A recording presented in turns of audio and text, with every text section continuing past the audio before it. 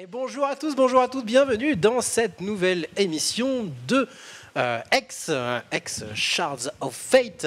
Toi, tu le prononces bien. Je le prononce très très bien. J'essaye en tout cas d'avoir le bon accent qu'il faut. Je suis accompagné de Lorgar. Bonsoir tout le monde. Qui va m'accompagner dans ce nouveau jeu de cartes TCG, comme on dit ça. Ouais. Et j'ai avec moi donc trois personnes qui nous accompagnent en plus. Alors, on va commencer tout d'abord par notre invité. Notre invité Cédric. Bonsoir. Cédric qui est le CM français de X Gameforge. Voilà. Peut-être un autre statut Non, bah voilà, community manager francophone, enfin chargé de communauté francophone pour Gameforge et sur plusieurs jeux, dont X. Donc voilà. Et merci de nous avoir invités. Bah, c'est normal. Hein, il est très gentil. Il est très très gentil. Ouais. On est très content que tu sois présent, histoire qu'on dise pas trop de bêtises sur le jeu quand même, parce que ça serait un peu dommage, surtout que vraiment le jeu qui vient juste de sortir de bêta. Donc voilà, on voulait vraiment faire un gros focus. Toujours en bêta. Il est toujours en bêta en plus. Tu vois, je pensais qu'il était, mais c'était bêta fermée, c'est ça? Comment ça nous fout dans la merde en bêta publique, donc les gens peuvent accéder. Voilà, les gens peuvent accéder. C'était une bêta fermée. Aujourd'hui, il est en bêta publique, donc vous pouvez déjà le tester dès maintenant. On vous mettra Mando avec l'adresse pour pouvoir le télécharger. Et avec nous, donc deux représentants, un de la représentante de la chaîne LOL, Noah. Coucou. qui vient avec nous, et tu es aussi fan de jeux de cartes. Je suis un très grand fan de jeux de cartes, parce que je pense que j'ai à peu près testé tous les jeux de cartes sortis dans les 5 dernières années. Ouais. Et pour une fois, je ne suis pas là pour troller. C'est vrai. D'ailleurs, vous avez pu le voir dans Deck in a Box, le Papa Noah, pour ceux qui connaissent et qui suivent la chaîne gaming depuis pas mal de temps, avec Silver Medusa qui caste aussi sur Hearthstone. Exactement, sur la chaîne Hearthstone. Et puis bien sûr, on ne peut pas parler de gaming sans parler de Tude, qui est grand fan évidemment de tout ce qui est jeux de cartes. Moi j'adore les jeux de cartes, et un peu comme Noah, en fait, on en parle souvent. Et donc je suis très content ce soir de découvrir X, donc j'y ai un peu joué.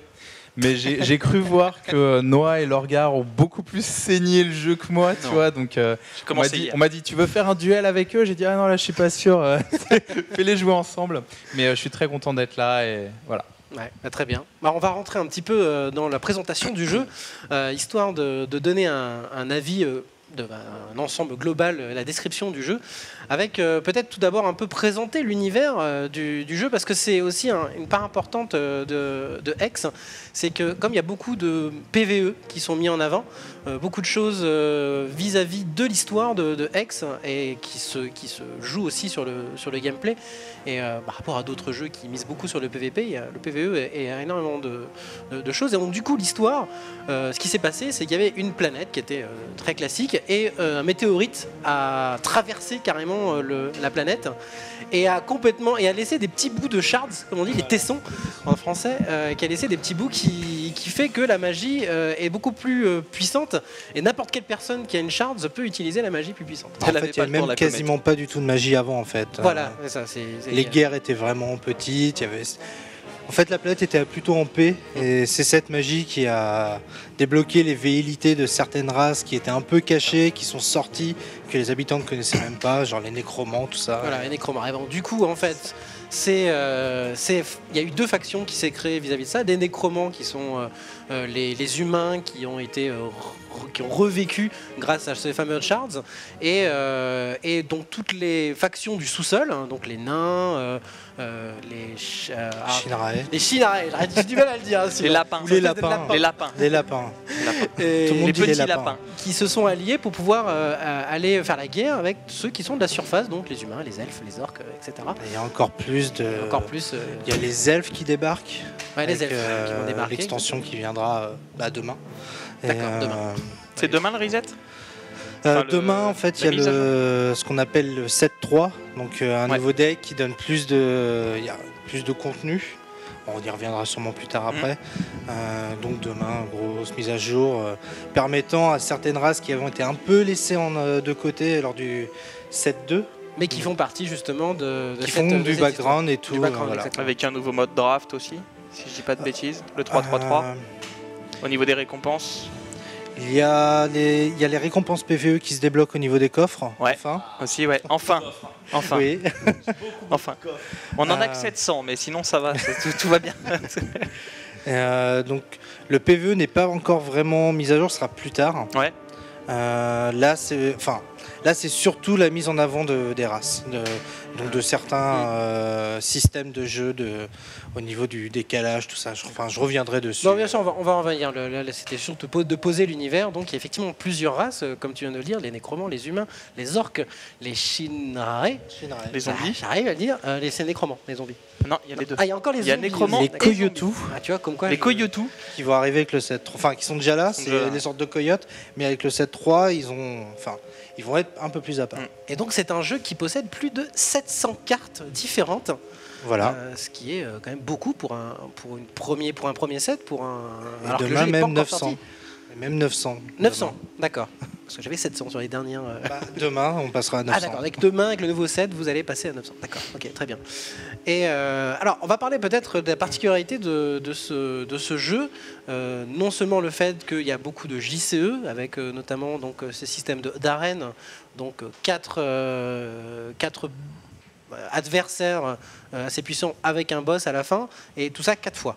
Donc ça, c'est l'arène glacée actuellement, sachant que vous allez après faire un système de donjon où plusieurs joueurs vont pouvoir jouer en coopération contre l'IA.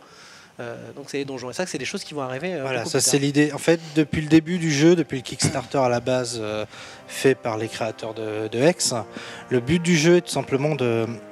Donc il y a le PVP dans tous les CG qu'il y a, mais ils ont vraiment voulu mettre en avant aussi un côté PVE qui n'existait pas encore.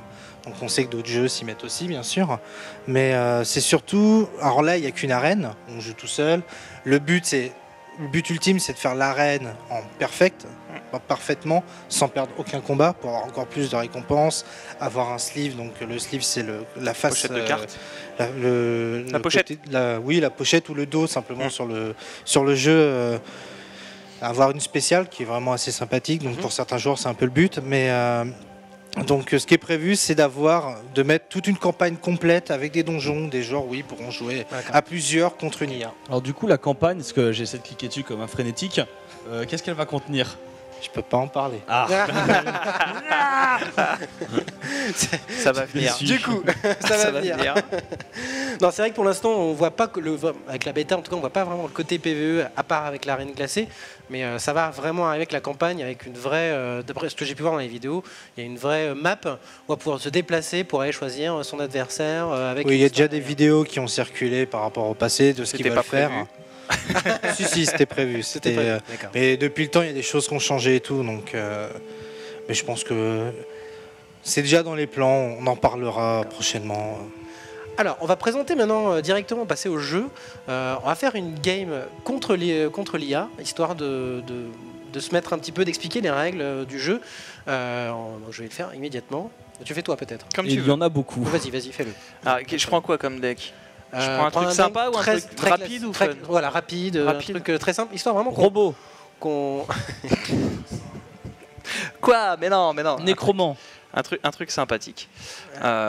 Ok, quand tu veux. Écoute, vas-y. C'est parti. On va affronter. Donc on va juste expliquer comment se déroule une partie. Akenar, pourrait-on avoir le retour sur la télé ? Merci bien. Si je peux tourner celui-là.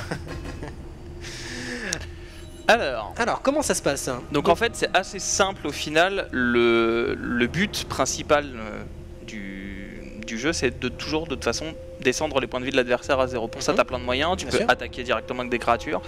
Tu peux passer par des sorts. Ou tu as d'autres moyens de gagner. On y reviendra un peu plus tard, mais tu as d'autres moyens de gagner. Pour pouvoir invoquer tes propres créatures ou du coup tes sorts, tu as besoin de tessons. Donc les tessons, c'est de l'énergie. Voilà, les shards. Donc on va garder cette main là, même si elle est un peu dégueulasse, mais bon, c'est pas grave. Quand c'est en stream, c'est toujours comme ça, tu sais. C'est toujours la merde. Mais voilà, donc en fait, chaque carte, si on en zoome une, ici il y a un coup de mana, d'accord. Ici il y a le nombre de tessons, ce qu'on appelle le seuil. Ici il y a, là c'est le type de carte, d'accord. Et en dessous c'est son descriptif, c'est sa capacité. Donc concrètement, pour invoquer une carte, il faut le nombre de mana, le nombre de tessons, d'accord, le nombre de fois où le tesson a été posé, donc le seuil par exemple. Le nombre de tessons obligatoire pour pouvoir poser cette carte. C'est le nombre de fois où tu as déclenché, où tu as invoqué, où tu as posé le tesson de cette couleur-là. En fait, chaque fois que tu invoques un tesson, l'énergie qu'il te donne, elle est incolore. D'accord ? Mais par contre, on va le voir ici, là par exemple, sur cette carte-là, je vais me donner En fait, je me donne typiquement 0 de mana, mais je peux choisir la couleur du seuil que je veux. Alors pourquoi tu commences par cette carte alors que tu pourrais commencer par un vrai tesson pour poser directement ton essaim? Parce que j'en ai pas besoin maintenant vu que j'ai rien derrière. Commence pas toi. Ne commence pas. Parce que ça c'est chiant à faire après. Noah qui se dit qu'il serait pas en mode troll comme quoi. Un petit peu. En fait, ça c'est les tessons spéciales. En fait, tu choisis ta couleur, sauf que tu n'as pas directement ton point de mana à ce tour-là. Donc en fait, tu le retournes après. Donc c'est très En particulier. fait, c'est très utile parce que le deck a 2 couleurs. Du coup, quand tu joues ces tessons-là, vaut mieux les jouer vite. En fait. C'est plus lent, mais du coup, tu les joues au Moi, début. typiquement, j'ai un deck de rush et je les ai tous virés parce que j'ai besoin de. Ouais, ça dépend le type de deck en fait. Mais ça, c'est quand même un deck rush. Tu peux t'en passer dès que tu vas à 3 couleurs. C'est un tesson bicolore. Tout à fait. C'est un tesson bicolore. Donc en fait, voilà, ce que j'essaie de vous faire comprendre en gros, c'est que ici, par exemple, si je veux invoquer cette carte, il me faut 2 mana et au moins un seuil de mana bleu. De tesson bleu. Tout à fait. Donc là, j'en ai un rouge, d'accord, c'est pas le cas, donc je vais en invoquer un bleu. Il paraît qu'on a plus simple. Enfin, j'expliquerai plus simple, je dirais plutôt, en fait, il faut. Le coût est de 2 tessons. Un minimum, il faut qu'il soit un de bleu. Voilà. Pas tout à fait. Parce qu'en fait, oui et non. Parce qu'en fait, disons que par exemple, si j'ai 5 mana, enfin 5 tessons, si j'ai 5 tessons mais qu'il n'y en a qu'un bleu, c'est compliqué en fait d'expliquer. Mais bon, c'est pas grave. Pour l'instant, ça marche. On va partir. Moi, je suis assez d'accord. Non, mais je suis assez d'accord. Pour l'instant, on ne te juge pas. Non, mais c'est par exemple, si tu veux, ce que je veux, c'est que si tu veux invoquer 2 créatures qui ont besoin d'un tesson bleu, il te suffit que d'un seul. Oui. C'est ça, la différence elle est là. C'est que c'est vraiment le côté où c'est un seuil, le nombre de fois où tu as invoqué ce truc là. Bref, alors, donc du coup, à partir de ces 2 tessons que tu as... Donc là j'ai invoqué ma première créature. La première créature, elle a 1 point d'attaque, elle a 1 point de défense, elle coûte 2 mana, pas besoin de tesson particulier. Et à chaque fois que j'ai une amplification, elle reçoit +2/+2. Donc l'amplification, c'est le truc un peu particulier de Hex. C'est-à-dire qu'en fait, à chaque fois que tu invoques un tesson, d'accord, ou à chaque fois en fait que tu as une carte qui te donne une amplification, ça charge ici un petit compteur, et en fait ton héros a des pouvoirs. Alors ça c'est aussi une particularité effectivement, c'est que ton héros a des pouvoirs. Voilà, ton héros a certains pouvoirs en fait. Certains pouvoirs, tout à fait. Et donc là, moi, le pouvoir de mon héros c'est d'invoquer une petite carte, 1-1, celle-ci, qui ne peut pas attaquer, qui ne peut que défendre. Mais du coup ça me sert en fait à faire grossir la créature de base pour pouvoir aller mettre des grosses tatanes. Surtout que c'est un deck robot et ça scale beaucoup sur plus t'as de créatures, plus les créatures se renforcent les unes les autres et plus t'invoques facilement. Et après tu peux transformer tes robots en des robots supérieurs. C'est ça. Ce qui fait que tu peux faire des starts très agressifs ou avec ton... Parce que c'est très facile d'avoir le premier palier de spécial. Et tu peux upgrade généralement tour 2 tu peux te retrouver avec une créature 3-3 ou 4-4 sur la table et commencer assez vite en rush. En fait le truc c'est que c'est le genre de deck vraiment basé sur la synergie du deck en lui-même. Chaque créature est là pour faire quelque chose avec une autre et c'est pour aller très très vite. C'est ça, mais tu peux te faire facilement raser par de l'AOE, par du sort de zone. C'est ça.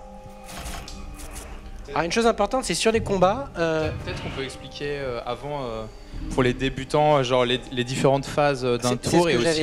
C'est ce que j'avais expliqué en fait. Au niveau des phases de tour, c'est que donc il y a la première phase où tu poses tes shards et tu peux poser également quand tu as posé tes shards, tu peux poser une shard par tour. Ouais. Donc un tesson par tour et tu poses aussi donc les invocations à ce moment-là. Qui toujours ont le mal de résurrection que tu peux pas utiliser pour attaquer. Les phases sont très simples. Il y a une phase qu'on appelle, on va appeler ça, c'est la phase de... Juste avant la première phase principale, c'est la phase d'entretien. En fait, c'est là où tes cartes vont se redresser, c'est là où tu vas devoir payer tout ce que... Ouais. Bah on va le voir. Bon, là par exemple, voilà, ça c'est la première phase, c'est la phase préparatoire. Voilà. Donc là, toutes les cartes se redressent, c'est là où avant la pioche, tout ce qu'il doit être fait avant la pioche, tout ce qui est automatique, ça va se gérer. Par l'ordinateur. Après, généralement, tu prends un tesson et tu le mets, c'est généralement le premier truc que tu fais. Voilà, c'est la première chose. Du coup, là, tu peux mettre un seul tesson par tour. Sauf carte super spéciale, etc. Exactement. Et après, c'est l'heure où tu poses tes créatures et t'actives les différentes capacités de tes créatures. Donc et tu auras plusieurs choix pour faire ça. Attention, juste vas-y, j'attends. Donc une fois que tu as activé toutes tes compétences, là il a activé son pouvoir, il a mis son deuxième robot défendeur, etc.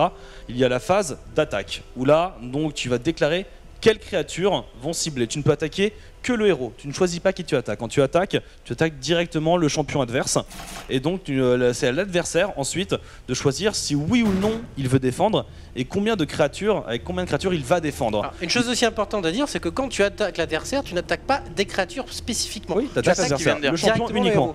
Et ça c'est important parce que du coup, il n'y a pas de possibilité de se débarrasser d'une créature avec une autre créature. C'est ça. Directement. Par contre, pour bien expliquer le fonctionnement, surtout en bas à gauche, parce que c'est vraiment là le nerf de la guerre, parce que là on voit les attaques, mais il n'y a pas eu d'utilisation, par exemple le 5 sur 5, peut-être expliquer tout ça pour vraiment les gens qui ne connaissent pas. Comme là on voit, il y a le 3 tessons rouges, 3 tessons bleus, c'est ce qui a été mis au fur et à mesure. Oui. Et on le voit juste en dessous avec le 5 sur 5. C'est en clair le coût, la réserve qu'on peut utiliser encore. Et là, comme on le voit, le regard n'a rien utilisé pour l'instant. Oui. Parce que la réserve, ce qui est important... Justement, on va y venir. En fait, pourquoi j'ai pas utilisé cette énergie-là, c'est parce que justement, Noah était en train d'expliquer du coup les différentes phases. Là, j'ai attaqué les blocs. Enfin, j'ai déclaré mes attaquants. En fait, j'ai fait une bêtise, j'aurais dû attaquer avec une créature au sol pour vous montrer. Mais en gros, j'ai déclaré les attaquants. Du coup, l'adversaire va devoir déclarer les bloqueurs, d'accord ? Et en fait, il y a des cartes que tu peux jouer à n'importe quel moment. À partir du moment où cette carte, elle a cette spécificité-là, action éclair, tu peux la jouer à n'importe quel moment. Et du coup, ça te permet de brain l'adversaire en lui disant bah voilà, je vais t'attaquer avec ça, je sais que tu vas défendre. Donc du coup, toi tu vas défendre et moi je vais faire quelque chose qui va empêcher cette défense. Et lui aussi, pendant ton tour, peut aussi utiliser des actions éclairs. Ouais, c'est ça. Faut faire attention, c'est-à-dire que tu peux parfois te faire complètement brain un sort, ou par exemple là, ta carte, ça met par exemple, j'ai pas lu, je crois que c'est un +1.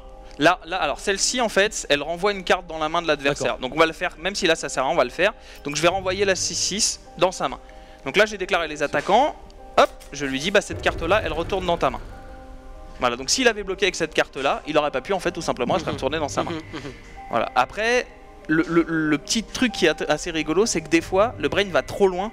Et parce qu'en fait, tu peux contrer cette carte-là avec une autre action éclair. Au moment où tu es en train de la faire. Et du coup, ça s'enchaîne comme ça. Par exemple, typiquement, quelqu'un qui va buffer sa créature en me disant allez, je vais lui donner plus un point de défense, plus un point d'attaque, et je vais l'envoyer à la défense. Si tu utilises une action rapide où je vais dire bah, moi je vais faire 3 points de dégâts à ta créature et je vais la tuer avant, et ben en fait, ça va se faire avant que les bloquants passent. Donc finalement, tu as dépensé une carte pour rien et en plus sa créature se fait buter derrière. Donc faut faire assez attention à ce genre de phase. Et faut tout voilà. Parfois, il est important de garder du mana uniquement pour bluff. En fait, il y a une vraie composante qu'il n'y a pas dans beaucoup de jeux. C'est une vraie composante de bluff. C'est ça. J'attaque pas. Si jamais me con, je suis vraiment dans la merde. Donc il y a une très grosse partie de la stratégie qui est là-dessus. Peut-être, je dirais, la majeure partie de la stratégie, c'est qu'est-ce qu'il a dans sa main pour me défoncer? Parce qu'il y a tellement de cartes avec des effets complètement pervers. Alors, à quel moment je peux attaquer? Comment je peux attaquer? Comment je peux prévoir un contre? Et bah voilà, jusqu'où tu peux pousser le brain. Et pour aussi enchaîner, donc quand tu attaques avec une créature, au tour d'après, tu ne peux pas te défendre. Oui. C'est très important. Parfois, il se passe des tours où personne n'attaque, personne ne défend, parce que bon bah quand tu défends, tu peux choisir qui défend contre quoi. Donc imaginons que quelqu'un attaque avec une créature qui a beaucoup d'attaques mais une défense très très faible. Tu mets une créature avec une attaque toute pourrie, tu sacrifies mais qui va servir et elles vont se neutraliser l'une l'autre. Donc il faut faire super attention, c'est vraiment très stratégique. Et il faut aussi préciser, j'ai vu que par exemple quand tu attaquais qu'avec des personnages volant, qui ont vol. Tu n'as pas attaqué avec tous les personnages. Non. Est-ce que tu peux nous expliquer la raison? En fait, parce qu'une créature, je te coupe la parole, je suis comme ça. T'es comme ça. En fait, les créatures regagnent. Une créature qui n'est pas morte à la fin d'un tour regagne tous ses points de vie. Donc, imaginons qu'une créature 1-1 attaque et que tu défends qu'une créature 2-2, ben ta créature 1-1 va mourir. Mais la créature 2-2 va perdre un point de vie, elle sera encore à 1, elle récupère ses points de vie et il est tranquille au prochain tour. Donc tu as perdu une créature gratuitement. Et en plus de ça, c'est comme le disait Noah, en fait à un moment donné il y a un espèce de contrôle. En fait il y a une énorme gestion du board, en fait, de la table en fait dans ce jeu là. Pourquoi? Parce que les points de vie c'est une réserve. C'est comme ta réserve de tessons, c'est comme plein de choses. C'est quelque chose qui te sert à tenir jusqu'à tuer l'adversaire. Mais du coup c'est pas une fin en soi. Ce qui est important c'est de contrôler, sauf si ton deck a un thème particulier, mais c'est de contrôler ce qu'il y a sur le tableau. Et du coup quand toi tu vas attaquer, si tu attaques avec toutes tes créatures, t'as plus aucune défense après, du coup lui il peut te contrer et tu sais pas ce qu'il a dans la main. Donc s'il a encore 5 ou 6 tessons d'énergie disponibles, il va pouvoir attaquer avec toutes ses créatures et te faire un gros burst que tu pourras pas tenir. Donc quelques petites créatures que tu gardes de temps en temps, qui de toute façon vont mourir si tu attaques avec, tu les laisses en défense et t'attends quoi. D'accord. Et si possible toujours dans la gestion du bluff, essayer de toujours garder au moins une carte dans sa main. Oui. Car c'est très important si on n'a plus de cartes. Enfin, avoir une carte, ça peut toujours amener le bluff au niveau du... Ça amène le doute. Ça peut amener, j'ai déjà eu des parties avec des collègues où justement on connaît un peu les decks des autres. Donc on se demande toujours s'il a justement la carte qui va permettre... Parce que des fois ça joue juste sur une carte, toute une partie. Et Ouais, c'est ça. Bah, de toute façon, on parlait des phases tout à l'heure. Il y a une phase d'entretien au début, après il y a une phase principale, ensuite il y a une phase d'attaque-défense, et il y a une deuxième phase principale, puis la phase de fin de jeu, enfin la phase de fin de tour. La première phase principale sert en général à jouer les sorts, ce qu'on appelle les sorts, les actions de base, donc les sorts que tu peux jouer dans ton tour, à servir à buffer tes créatures, servir à faire tout ce qui n'est pas utile après la phase d'attaque et que tu ne peux jouer que pendant ton tour. Ensuite, tu as la phase d'attaque et défense, et toutes les créatures, tout ce qui ne modifie pas ton tour en lui-même, tu le joues après. Pourquoi ? Parce que quand tu vas attaquer, tu vas garder une base de réserve d'énergie et de tes sons, et du coup quand tu vas attaquer, la personne en face de toi ne saura pas ce que tu vas pouvoir changer. Et à partir de là, il va plus ou moins hésiter à défendre d'une certaine façon pour ne pas risquer de perdre de très grosses créatures. Et si on veut pousser le bluff encore plus loin, après il y a les cartes tunnel. C'est la version au-dessus. Je suis en train d'essayer de me créer un deck tunnel. Ça deck en fait où les cartes tu les joues face cachée. Voilà, c'est ce que j'allais dire. Ça on va l'expliquer après. Tu dis il est chez lui là, il est parti. Je suis pas perdu, mais je me dis que ceux qui connaissent pas le jeu, parce que c'est assez pointu. C'est assez poussé. En fait, moi j'y ai pas mal joué, mais moi je veux bien que vous me donniez juste quelques conseils pour un débutant qui vient Juste une explication Vas-y, rapidement. Cédric. Le 7-1 c'était vraiment très basique, avec à peu près les actions qu'on peut avoir sur tout TCG, tout ça. Par rapport au TCG de base qu'on a un peu tous... Enfin, pour les anciens, on a un peu tous connu, on va dire, à une époque quand il n'y avait pas encore Internet et compagnie. Oui. Mais le 7-2 a permis d'avoir certaines différences, apporter plus de fonctionnalités, et ce qui parlait en fait c'est le tunnel, c'est juste une fonction. On y reviendra plus tard, j'ai regardé un set justement pour le petit match avec Logar. Un petit match de nain avec quelques cartes tunnel. Le tunnel, ça rend bien fou. Pour un nouveau, clairement, le tutoriel. Il y a le tutoriel déjà de base, indispensable. Ensuite, je dirais, souvent ce qu'on va conseiller pour vraiment un nouveau, ça va être jouer humain ou orc. C'est vraiment les jeux basiques. Orc, c'est très bien. Enfin, l'humain est plutôt dans les sorts d'aide, tout ça, et le nain, les orcs plutôt bourrins. T'entends, Tude ? C'est pour les débutants. Orc c'est pour les gens un peu moins. Il y a beaucoup de joueurs qui vont être attirés par les nains, par exemple. Alors que les nains, non, c'est une race qui est pas si simple que ça à prendre en main.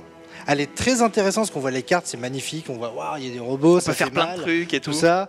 Un peu comme les lapins, enfin les Shinrae, on appelle les lapins. Les lapins, ouais, c'est des choses un peu plus, c'est des decks un peu plus compliqués ou nécromants où il faut vraiment commencer à avoir une certaine connaissance du jeu. Mais le jeu en lui-même, grâce, je dirais, au PVE, la Reine de Glace, qui permet vraiment... Ça prend vite. Parce que faut dire ce qui est, l'IA n'est pas sympa sur X. Non. Elle n'hésite pas à casser les gens dès d'entrée. C'est clair qu'elle aide pas beaucoup. Hein. En fait, à la base, l'IA était encore plus simple avant. Les joueurs l'ont contesté, donc ils ont rehaussé le niveau. Non, mais c'est une bonne chose parce que ça t'apprend à faire des decks un petit peu quand même. Mais c'était sympa. Moi, j'avais pris les mains parce que sur d'autres jeux, en fait, j'adore les. Juste pour répondre aux questions, parce qu'il y a pas mal de questions. Désolé. Alors, c'est X, c'est un free-to-play. Voilà, c'est bien une chose. Moi, j'ai pas mal de questions qui reviennent sur le fait combien de temps, combien d'heures il faudrait pour avoir un deck assez correct sans forcément payer tout de suite, immédiatement 50 €, 60 €.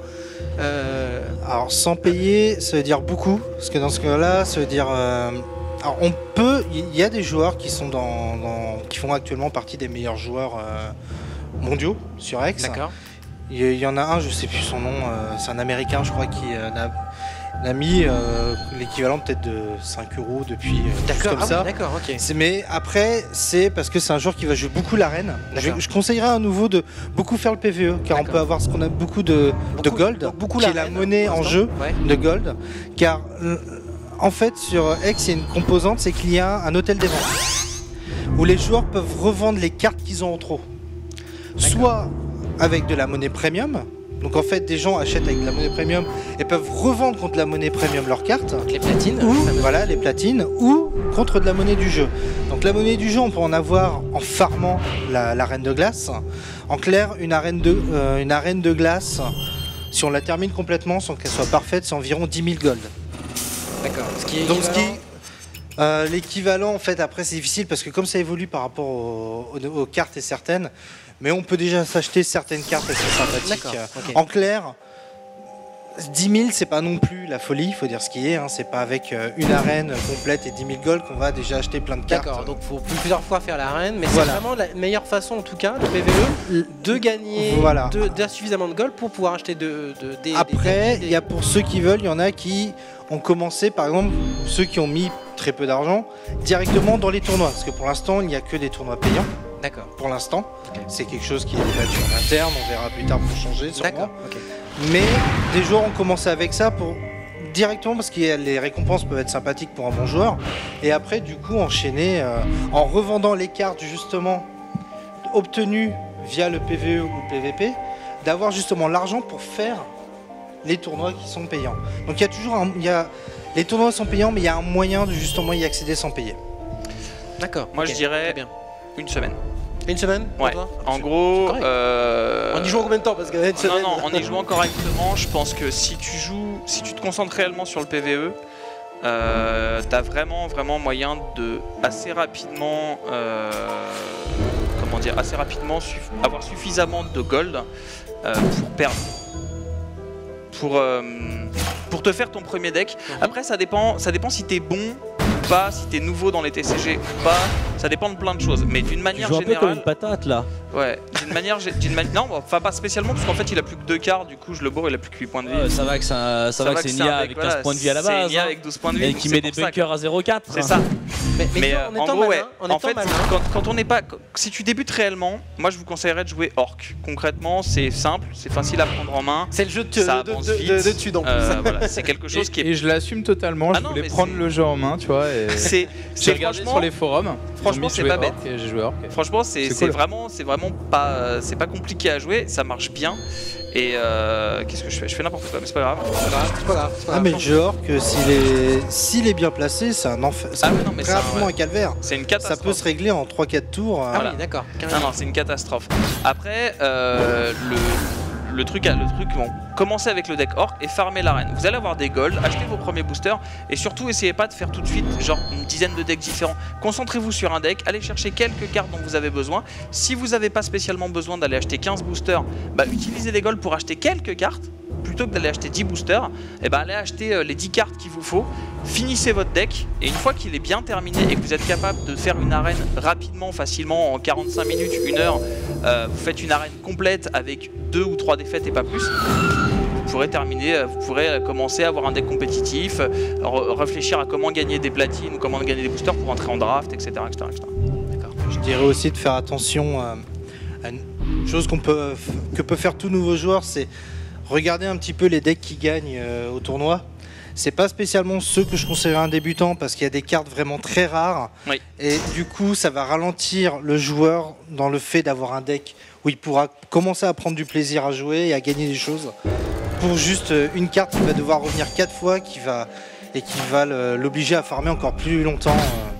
Ouais, et puis souvent ces decks-là en plus sont créés par des joueurs qui savent réellement jouer et qui savent comment jouer leur deck. Quand tu copies un deck que tu as trouvé sur internet, en général tu sais pas comment bien jouer et du coup tu fais des erreurs et tu te dis mais c'est pas possible, je comprends pas comment ça se fait que je gagne pas avec ce deck quoi. Peut-être que pour la prochaine manche vous pourriez expliquer chaque move que vous faites pour que les gens comprennent genre là je fais un cristal, là je vais mettre là lui je vais le faire bloquer tu vois, pour que les gens comprennent On va relancer une effectivement et tu vas peut-être nous expliquer maintenant peut-être un peu plus en détail pourquoi tu mets 7 charges là à ce moment-là, qu'est-ce que tu prépares par rapport aux cartes que tu as dans tes mains, histoire que tout le monde comprenne parce que c'est vrai que tu vas un peu vite et du coup ça nous a permis un peu de voir comment se dérouler une vraie partie pour commencer déjà, s'il n'y a pas 3-4 mana dans la main de départ, c'est pas une main incroyable. Là le truc c'est qu'il a beaucoup de mana mais il a 2 créatures assez basses et surtout il n'y a pas de synergie à faire pour le lancement, sauf qu'il a l'équipementier l'équipementier c'est quelque chose qui permet de regarder les 3 premières cartes et de prendre un artefact. En fait il y a une particularité, on peut renouveler sa main autant de fois que l'on veut, sauf qu'à chaque fois on aura une carte en moins. C'est ça. Alors moi je vais expliquer le deck et du coup je vais te laisser expliquer la partie. Comme ça peut être rigolo. Allez. Alors le deck est assez simple en soi. C'est un deck agressif qui est basé sur beaucoup de petites créatures qui ont une énorme synergie entre elles. Donc bleu, rouge, artefact. Le rouge sert à faire les dégâts. Le bleu sert à contrôler et piocher. Et les artefacts en eux-mêmes, ce sont soit des créatures qui font des dégâts et qui sont plus faciles à poser quand il y a plein de créatures sur le terrain, soit ce sont des plans.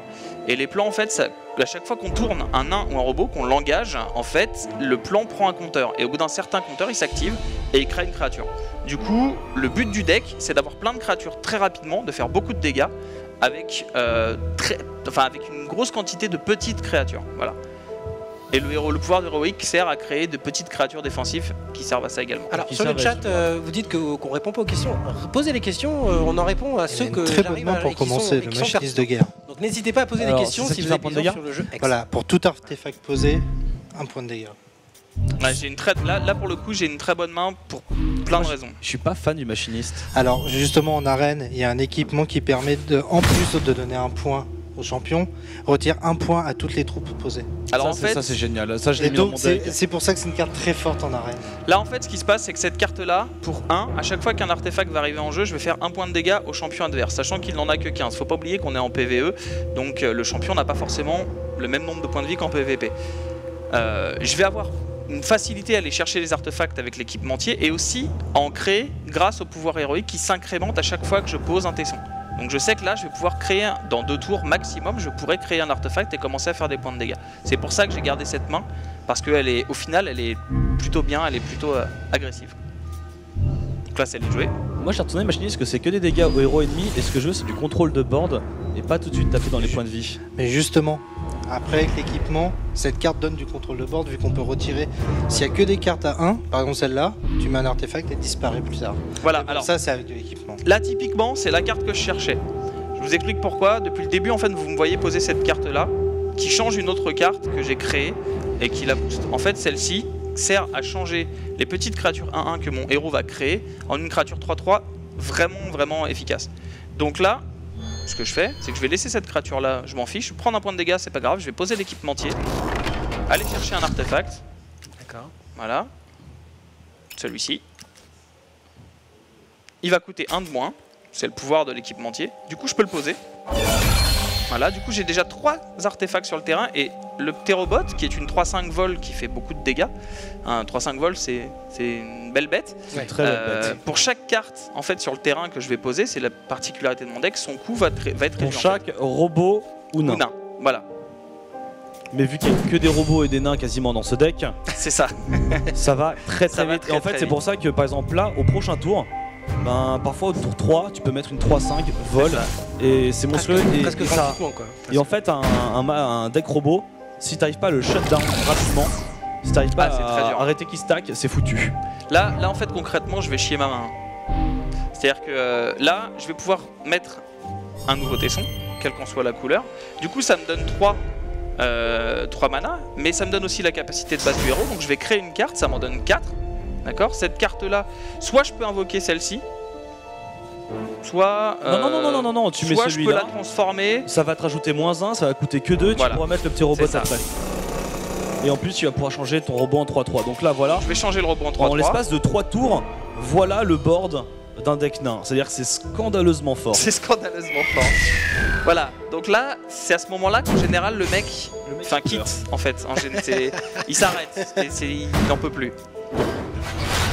Alors pour vous donner un ordre d'idée, pour ceux que ça intéresse, on va parler en monnaie premium.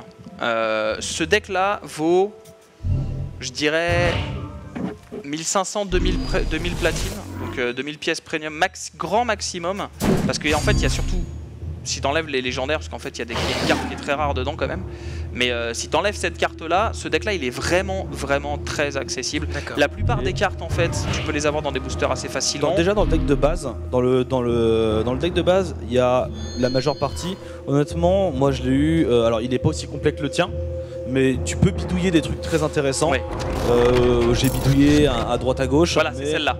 Celle-là je l'ai pas par exemple. Voilà, alors celle-là je voulais vous la montrer.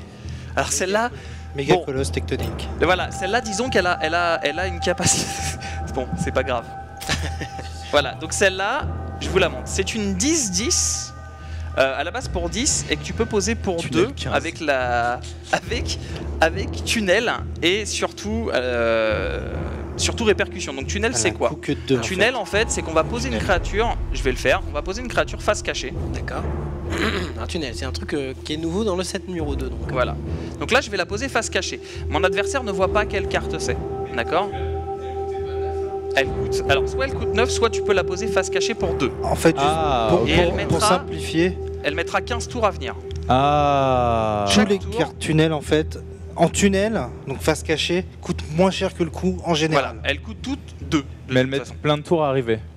Mais Certaines sont rapides, Ça certaines sont longues. 15 tours, 15 c'est tours. pas méga long ça? Sauf que cette carte-là, si tu regardes bien, si cette carte se trouve sous terre au début de votre tour, elle bénéficie de tunnel -1 pour chaque carte nain et ou robot que vous contrôlez. C'est-à-dire que tour prochain, au lieu de prendre un compteur, elle va en prendre 1, 2, 3, 4, 5, 6, 7, 8.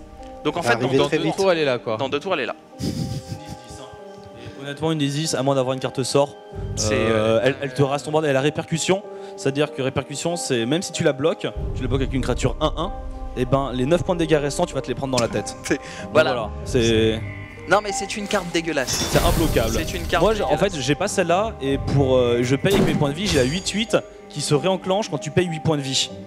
Et bon, c'est pas aussi fort, mais c'est une bonne technique de rush bien dégueulasse aussi. Ah ouais, non, c'est bien sympathique. Ouais. Alors là, pourquoi j'ai attaqué avec tout? Pour la simple et bonne raison que de toute façon, ça me... Merci. Ça, en fait, je rase complètement son board, sauf s'il le fait pas, en fait, il meurt. Du coup, là, il y a vraiment, pour le moment, enfin, je pense aucune chance qu'il puisse arriver C'est compliqué là. à gagner, quoi. Ah, c'est compliqué. Hop. C'est un deck quand même très puissant au final. Ouais, c'est un deck qui est très puissant, il est pas si dur à faire que ça. C'est vraiment cette carte-là et Mais pour vous donner un ordre d'idée, celle-ci, qui est vraiment très forte. C'est dans les bases 3 ou 4 platines. Déjà de base, je crois qu'il y en a 2 ou 3 dans le deck de base. Dans le deck de base, ouais. Donc c'est vraiment quelque chose qui est Est-ce que tu peux nous montrer? Je crois qu'il y a des gemmes qui symbolisent la rareté, des couleurs qui symbolisent la rareté de la carte. En plus, tu peux montrer normalement, je les ai de toutes commune sur le à truc. légendaire. Alors, ça, blanc, c'est commune. D'accord. En fait, donc il y a commune, unco, enfin ce qu'on appelle unco, donc les non communes, quoi, les rares, les légendaires, et après tu as des cartes un peu spéciales comme les promos, les PVE, donc des cartes que tu vois pas dans le JCJ. Et les cartes uniques qu'on ne peut avoir qu'une seule fois. C'est ça, et les cartes uniques. Et Donc, unique, c'est la rareté d'une légendaire ou non, c'est juste que tu peux l'avoir qu'une seule fois. Ça peut être une rare, mais tu pourras la mettre qu'une ça seule peut fois être dans. Mais suivant ses pouvoirs, justement, c'est pour ça qu'elle est unique, parce que c'est une carte qui peut Elle est trop vraiment forte. changer la donne. Alors il y a un truc. Vert, parce que c'est non commune. il y a un truc que j'ai absolument pas compris. Alors vas-y, je te laisse finir. Bleu, alors j'en ai pas. Bleu, c'est rare. Et ensuite, c'est rouge, c'est légendaire. Légendaire, Alors d'accord. moi j'ai une question, c'est les équipements. Comment ça marche? J'ai équipé une de mes cartes, je l'ai runée. J'ai eu aucune idée de ce que j'ai fait. Je lui ai Ah, donné je une vais compétence qui ne t'expliquer. sert à rien. Je vais t'expliquer. On va terminer cette Juste partie finis Noah, et ça. après on va regarder les équipements. Voilà, juste je finis ça. Justement. Juste avant la fin du tour, c'est ça que je voulais vous montrer, c'est que la particularité de ce TCG, comme on a pu déjà le voir dans d'autres, mais c'est très important, c'est que vous pouvez jouer pendant le tour de l'adversaire.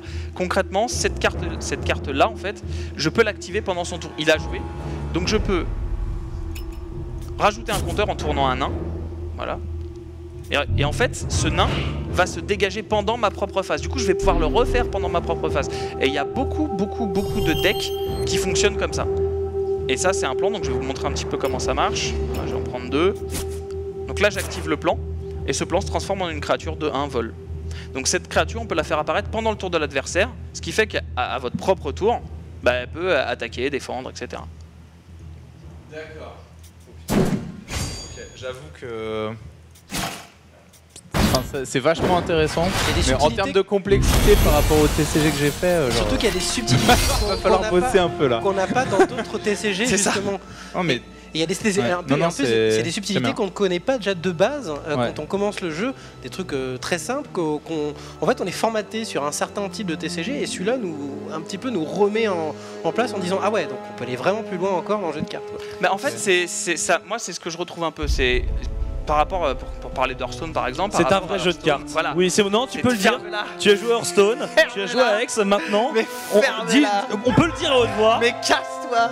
Nous pouvons jouer à un vrai jeu de Tais-toi, cartes. tais-toi. Parce qu'en fait, le truc, c'est que la complexité de la création de deck, en fait, il y a un truc qui est très marrant, c'est que en fait, dans Hex, il y a ce que j'appelle la folie de la création de deck. C'est-à-dire que tu vas t'ouvrir un booster, tu viens de faire un deck nain, et ton deck nain, bah tu vois, oh putain, tu prends d'autres nains, et puis tu prends des artefacts, et puis ça fait quelque chose, et d'un seul coup, tu prends un booster, et tu tires une carte, il y a marqué Inspiration. Et en fait, Inspiration, c'est qu'à chaque fois que tu poses une carte qui a un coût supérieur à celle que tu viens de poser, elle a une capacité bonus. Et du coup, attends, tu fais, et si je faisais un deck Inspiration? Donc tu crées ton deck Inspiration, et puis à la fin, tu prends un truc, et tu fais, ah, qu'est-ce que c'est que cette capacité? Et tu t'arrêtes jamais. Et tu t'arrêtes jamais, et c'est géant. Il y a des spécialistes de ça, il y a des joueurs qui ont créé... Enfin, je pense qu'il y a des joueurs là qui regardent et... Oui, il y en a beaucoup, il y en a pas mal de qui certains qui doivent se dire, bon, ça c'est du petit deck qu'on a vu, parce qu'il y a des decks qui... J'aime bien jouer des fois contre certains joueurs qui sont par rapport à Defense et tout ça, qui, je l'avoue, m'ont fait... limite rage quit, quitter enfin j'ai pas quitté la partie mais j'étais fou, je pouvais rien faire du premier tour jusqu'à la fin, c'était eux qui me contrôlaient. Et est-ce que, parce qu'on a vu que c'était pas mal du ciblage créature versus créature, mais est-ce qu'il y a des sortes de zones en fait? Parce que tu as des dégâts de zone. Il y a des cartes qui permettent de vider complètement le plateau, il y a des cartes le plateau adverse. Plateau adverse ou les deux, parce que les deux. Okay. Parce que des fois ça peut être très utile de vider son propre plateau aussi. Ouais, bien sûr. Ok. Il y a des cartes qui permettent justement d'amener que il y a des jeux fourbes, c'est-à-dire par exemple, ça m'est déjà arrivé contre un joueur, je le pilonnais, j'étais content, et d'un seul coup il sort la carte qui prend toutes ses cartes mortes, qui les ramène, et qui après a pris toutes mes cartes mortes, qui les a pris pour lui. C'est les decks nécromants généralement. Voilà, et ça c'est les... Ça joue, en fait, t'as des decks nécromants. Si je devais, par exemple, toi t'aimerais bien le nécromant parce que tu peux jouer mule et défausse. C'est-à-dire que tu défausses le jeu de l'adversaire en permanence et après tu joues dans son cimetière. On va montrer les cartes justement. On va juste faire un tour du côté de l'équipement pour expliquer, parce que ça aussi c'est une particularité de Hex, c'est que ton personnage, tu peux l'équiper d'objets qui vont pouvoir t'aider et donner des... Alors il y a deux choses. Alors c'est que pour le PvE. Il y a deux choses importantes. En fait, il y a l'équipement des cartes et l'équipement du héros. D'accord. Donc en fait, lorsque tu affrontes l'arène, donc en PvE, tu peux... Voilà, tu as des équipements en fait, tout simplement. C'est des équipements qui te transforment certaines capacités de certaines cartes, quoi, et qui les boostent la plupart du temps. Clairement, c'est ça. Le truc, c'est que c'est tellement fort, fort qu'en JCS c'est pas viable. Typiquement, par exemple, celle-là, moi je l'ai dans mon deck Meule. Où est-ce qu'elle est? Peut-être elle est, je sais plus où elle est. Alors, à préciser qu'un équipement est lié à une carte. Un équipement est lié à une carte. C'est ça. D'accord. En fait, l'équipement change. Voilà. Typiquement celle-ci. Alors, je sais pas si vous allez pouvoir le voir. Voilà. Si typiquement celle-ci. Cette carte-là, c'est quoi? C'est quand je la pose, ça met une créature sur le board, donc une créature adverse, au-dessus de sa bibliothèque. Et si je paye, c'est 1 normalement. Je ne sais pas de bêtises, c'est 1. Et que je la sacrifie, je meule les 5 cartes de la bibliothèque adverse. Donc les 5 premières cartes de sa bibliothèque vont dans son cimetière. D'accord. Et bien avec l'équipement, tu passes à 8 cartes. Pour le même prix. C'est extrêmement fort. Donc en fait, ça permet de faire des decks plus marrants que le deck que moi j'ai fait là pour aller faire de l'arène, mais qui reste viable. Et c'est franchement, des fois, tu as des trucs, tu fais mais non, pourquoi j'ai passé en arène? Des équipements de héros alors aussi? Donc ça, c'est les équipements de héros. En fait, tu l'équipes sur ton héros. Et du coup, ça change la capacité de la carte. Mais d'une carte. Mais donc, du coup, tu peux mettre par exemple qu'un seul casque, parce qu'on a vu qu'il y avait des casques, des épées. Donc, il faut choisir ce que tu vas améliorer. Par exemple, si je prends ce deck-là, où est-ce qu'il est? Chargé. Désolé pour le nom. Alors, ça prouve qu'en tout cas, on peut mettre le nom qu'on veut. C'est ça. Et on peut mettre les noms de ces On peut mettre decks, les noms qu'on veut. Donc voilà, ça c'est par exemple mon deck Meule. D'ailleurs, je sais pas pourquoi les équipements ont sauté. Mais voilà. Et en fait. Donc j'ai envie de prendre, je sais pas où est-ce qu'elle est. Elle est où? Donc ça elle est là. Donc c'est Legit Doc. Je sais pas comment ça se prononce. C'était quoi? Voilà. Ah bah si, elle est dessus en fait. Elle est dessus. Vous voyez par exemple là j'ai mis ce truc là-dessus. Donc en fait les cartes que je possède qui sont celles-ci, voilà, on leur effet modifié.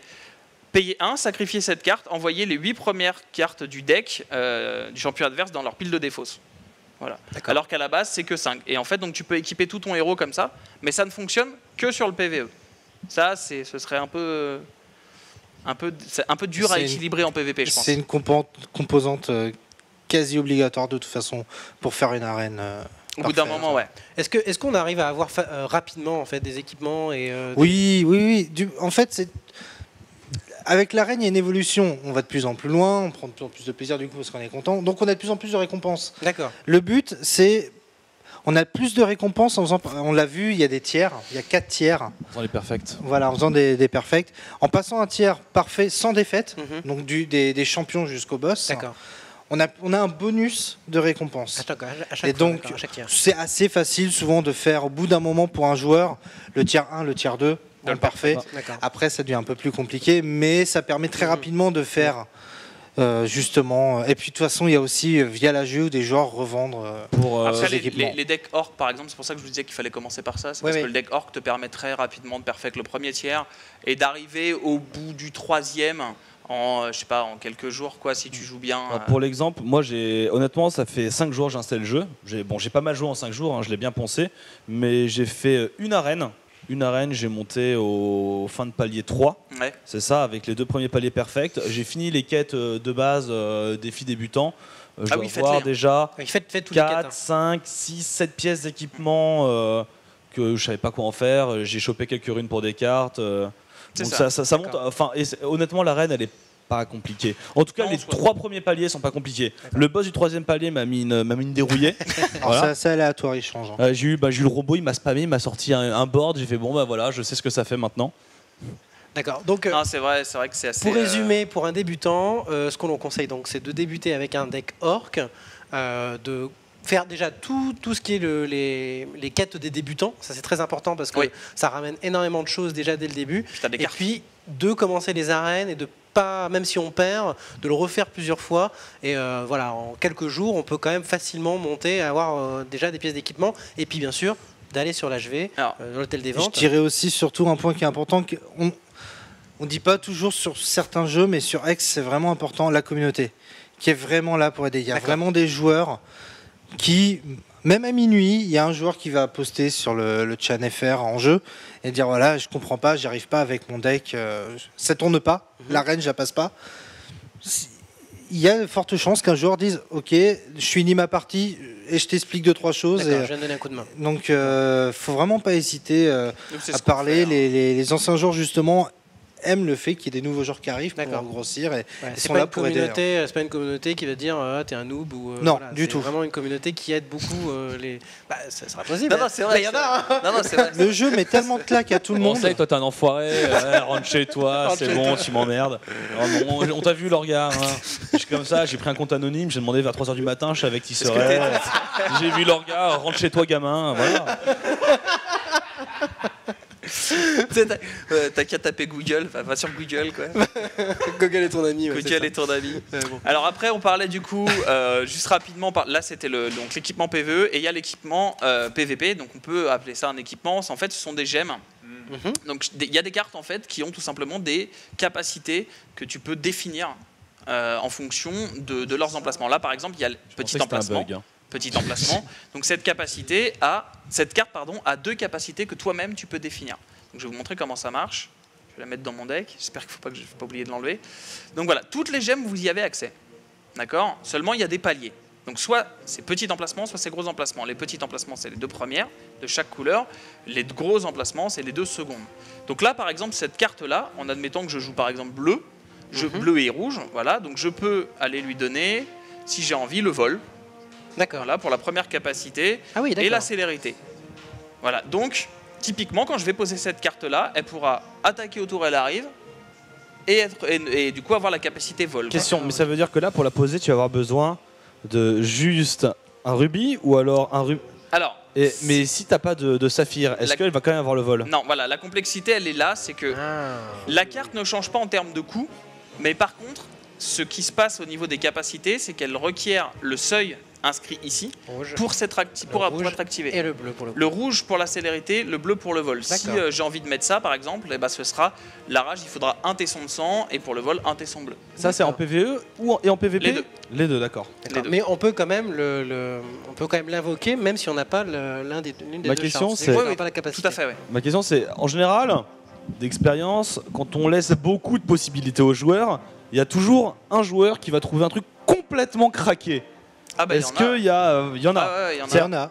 À quelle, parce que en général c'est ce qui m'intéresse, à quelle fréquence le jeu est rééquilibré? Imaginons qu'il y a un mec qui trouve un truc complètement fumé, c'est imbattable. Au bout de combien de temps ça va être modifié? Pour l'instant, on n'a pas vraiment le cas de deck réellement imbattable parce que justement le jeu laissant tellement de possibilités qu'il y a un joueur va trouver quelque chose qui va avoir son moment de folie, tout ça, mais il y aura toujours un joueur qui va trouver le contre. Ouais. Et après, des fois aussi, il y a les tournois, mais il faut aussi que les deux joueurs se rencontrent, ce qui n'est pas tout le temps le cas. Il y a un joueur qui va toujours jouer le même type de deck. Les joueurs en tournoi commencent à se connaître au fur et à mesure, donc ça va à peu près contourner. Et puis il y a surtout une part importante. Les decks, c'est 60 cartes. C'est pas parce qu'on a un deck, des fois les cartes ne viennent pas. Il y a aussi une part de chance importante sur X. Bien sûr. Des fois la carte ne vient pas. Attends, faut pas dire qu'il y a de la chance sur un TCG. Il y en a quand même. Il y a des parties où ça veut pas. Et il y a eu des parties où tout s'enchaîne magnifiquement. Et donc tu dis que les match-ups sont très importants en fait. C'est-à-dire que tu as des archétypes qui sont plus forts que d'autres et qui sont favorables. Je sais pas si on peut le voir déjà. On peut le voir déjà pour un joueur débutant dans l'arène. Par exemple, suivant les champions, comme c'est un peu aléatoire, il y a un type de champion en arène qui est génial pour les joueurs de nains parce que c'est un champion qui détruit toutes les cartes qui ne sont pas artefacts. Donc un joueur qui va jouer à l'arène nain, qui tombe sur ce champion en arène, lui il s'en fiche parce qu'il pose quasiment que des artefacts. Mais elle va être horrible pour un autre joueur. Ouais. Ok. Après, et ensuite, est-ce que vous avez des stats pour équilibrer le jeu parce que est-ce que vous avez des tableaux de chiffres où vous suivez que tel archétype perd systématiquement, genre son taux de victoire dans tel cas de figure est plus faible que la moyenne? Qu'est-ce qui est fait pour l'équilibrage du jeu?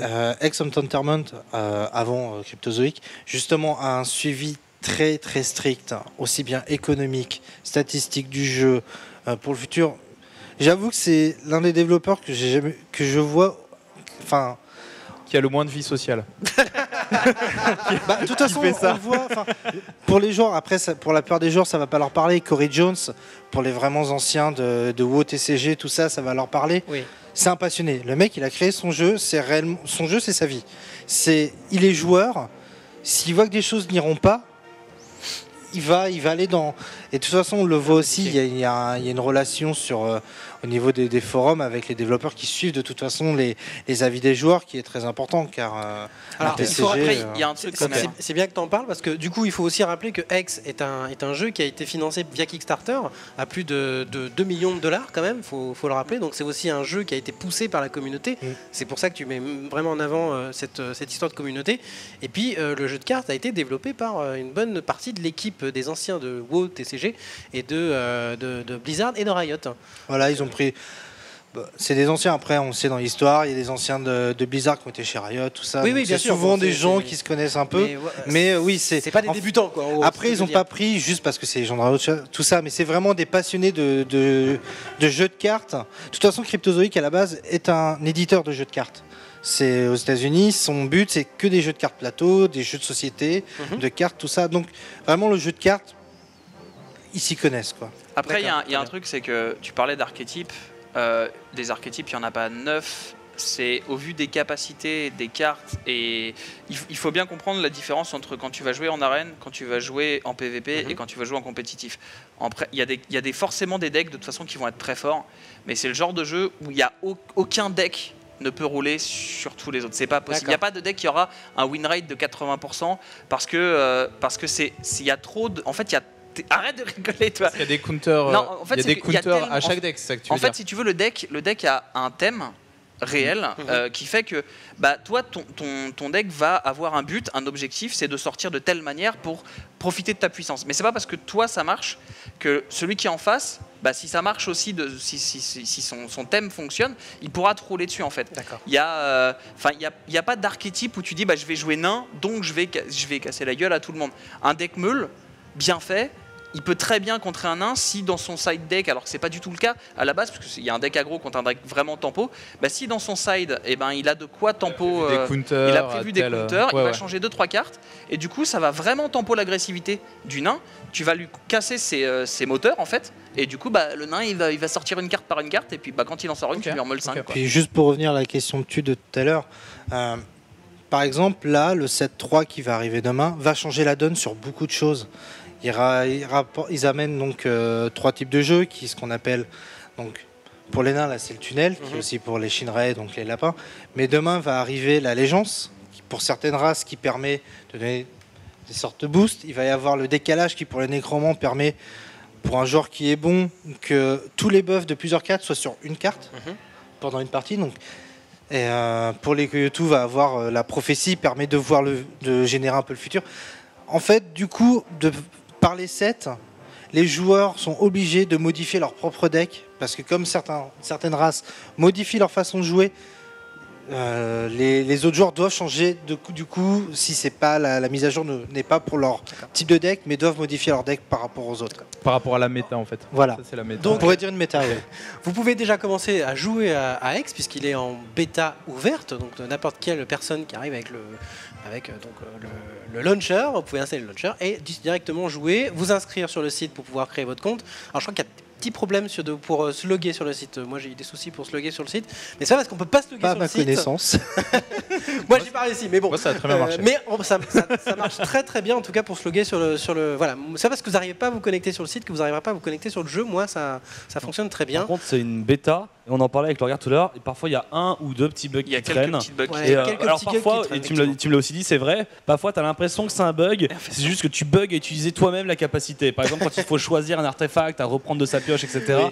Il y a des moments après, il y a la description des cartes qui peut parfois, par exemple en arène, et ça peut vous surprendre, elle va vite. C'est-à-dire que la carte apparaît et elle s'en va, et en fait la capacité tu l'as pas forcément lui, et puis tu sais mais comment ça se fait que j'ai perdu 22 PV là, qu'est-ce qui s'est passé? Et en fait non, c'est normal. Justement, on a un gros travail en interne avec parce qu'on a des bénévoles aussi à Gameforge qui travaillent bénévolement. Je tiens réellement à la remercier, surtout Tadaki.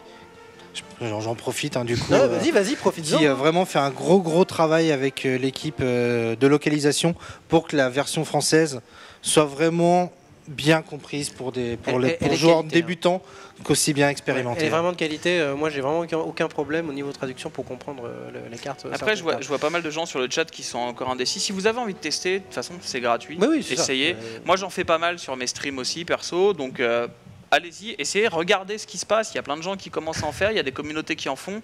Il y a des sites web qui en parlent. Regardez ce qui se passe. Il y a deux fansites qui sont assez actifs. Tu as changé d'allégeance. Ferme-la. Mais je respecte. Je vais te mettre un gros 2-0. Comme un enfant qui grandit et qui d'un coup découvre la vie. Je crois que ça va se régler avec une partie toute en deuxième partie. Avec un deck normal, tu vois. L'émission, ça va se régler à mon avis. On a un concours, donc on en reparlera après la pause. Il y a un concours pour gagner des lots. Vous avez nous apporté un beau sac Gameforge. T-shirt, etc. C'était pour nous, c'était pas pour eux. Mais si, c'est pour les viewers. Tu te les garderas pas celui-là.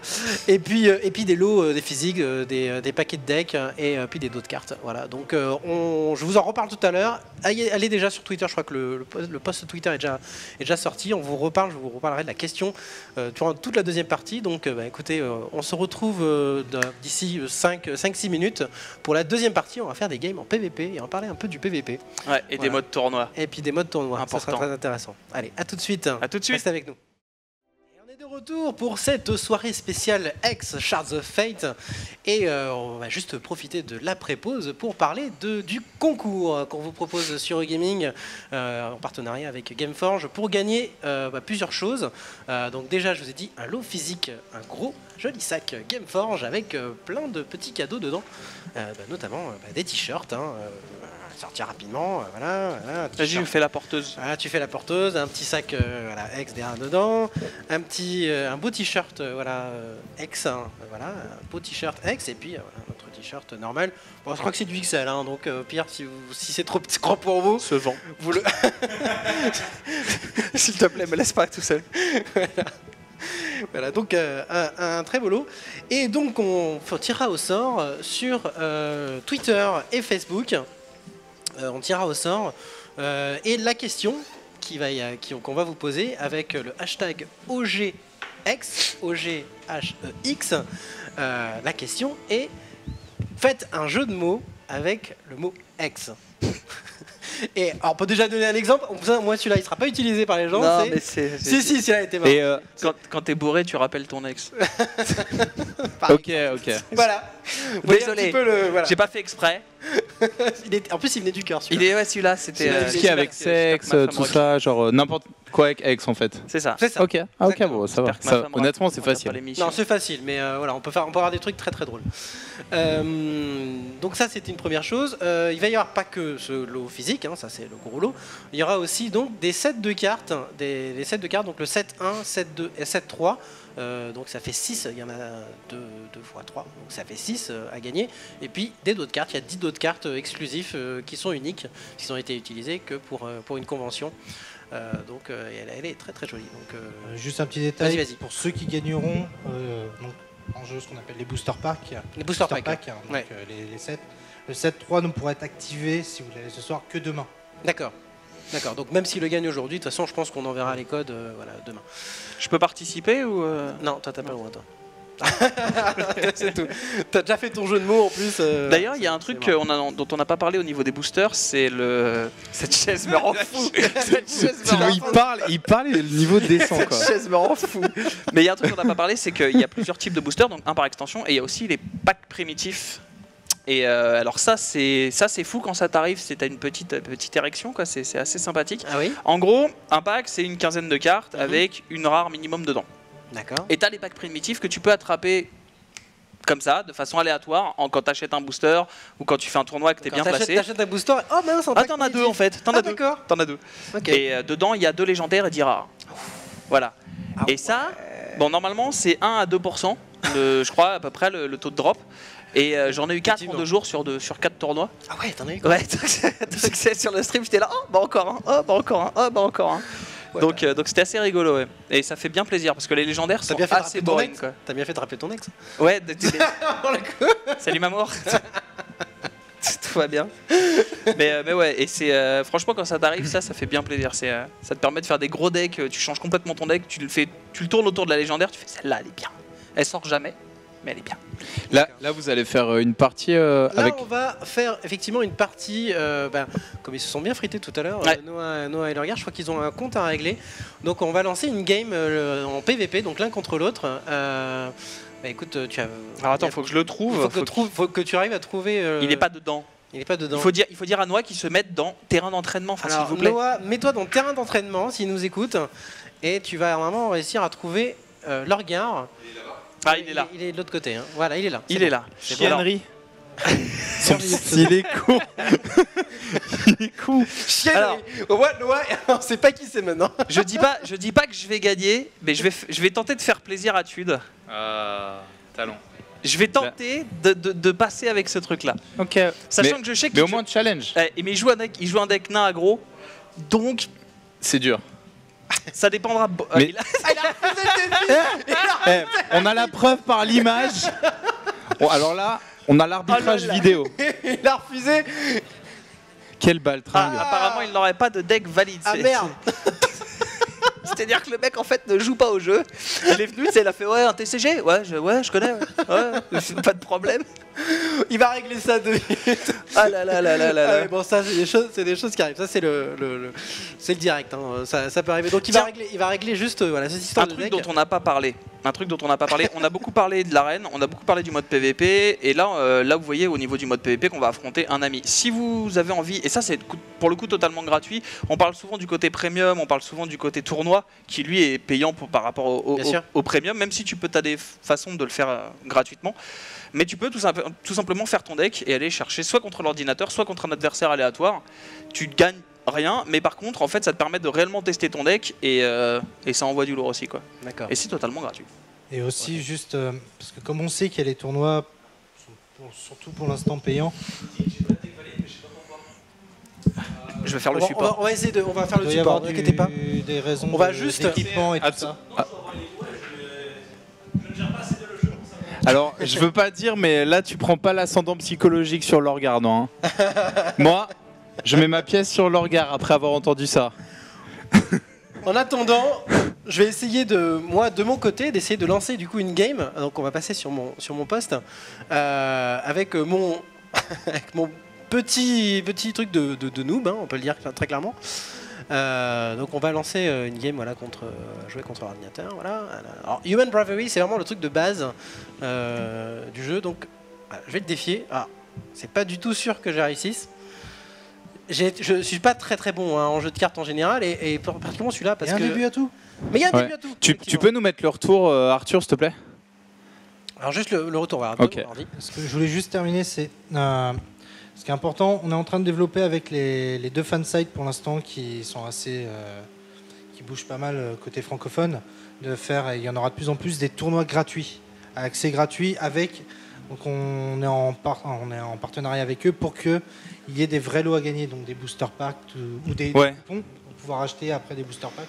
Et là, par exemple, Momcards en a fait un avec sur plusieurs tours, donc plusieurs tournois et à la fin un grand tournoi final. Okay.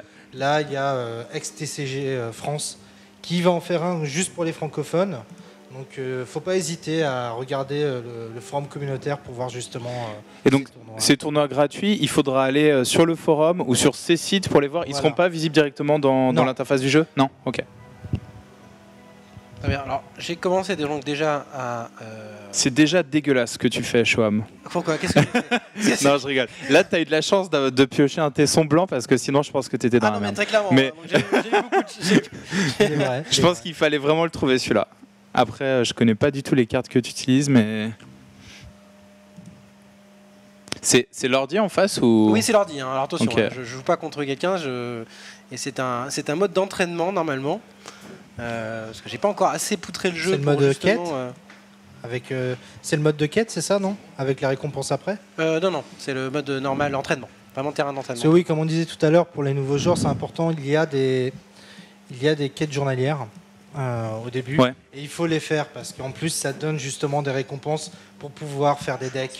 Mais en fait, il y a encore des quêtes journaliers là ou c'est juste au début? Donc, parce que... C'est au début, c'est pour les débutants en fait. Juste pour les débutants, ok. Je finirai ma partie après. Là, donc Lorgar et Noah vont s'y mettre. Donc si tu peux passer, hop, switcher de table de cast.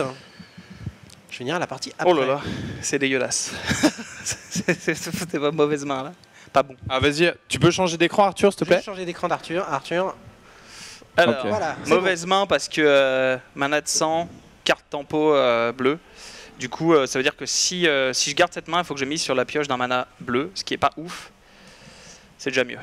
C'est déjà mieux. Alors, je rappelle pour ceux qui n'ont pas suivi, qui n'étaient pas là. Hein, oui. Bravo. C'est un deck meule. Donc, le principe de ce deck, c'est de temporiser le deck adverse le plus possible. Ah putain, en plus c'est l'ancien deck meule, c'est pas le bon. C'est pas grave. C'est de temporiser le deck en face le plus possible afin de le vider sa bibliothèque. Ça c'est un mur 0-4, c'est ça? C'est un mur 0-4. Celui-ci c'est fait pour tanker. Et... Enfin, il peut celui-là, mais. Si tu donnes de l'attaque, il pourra attaquer. Mais c'est pas le but de ton deck. C'est pas le but du deck. Ok.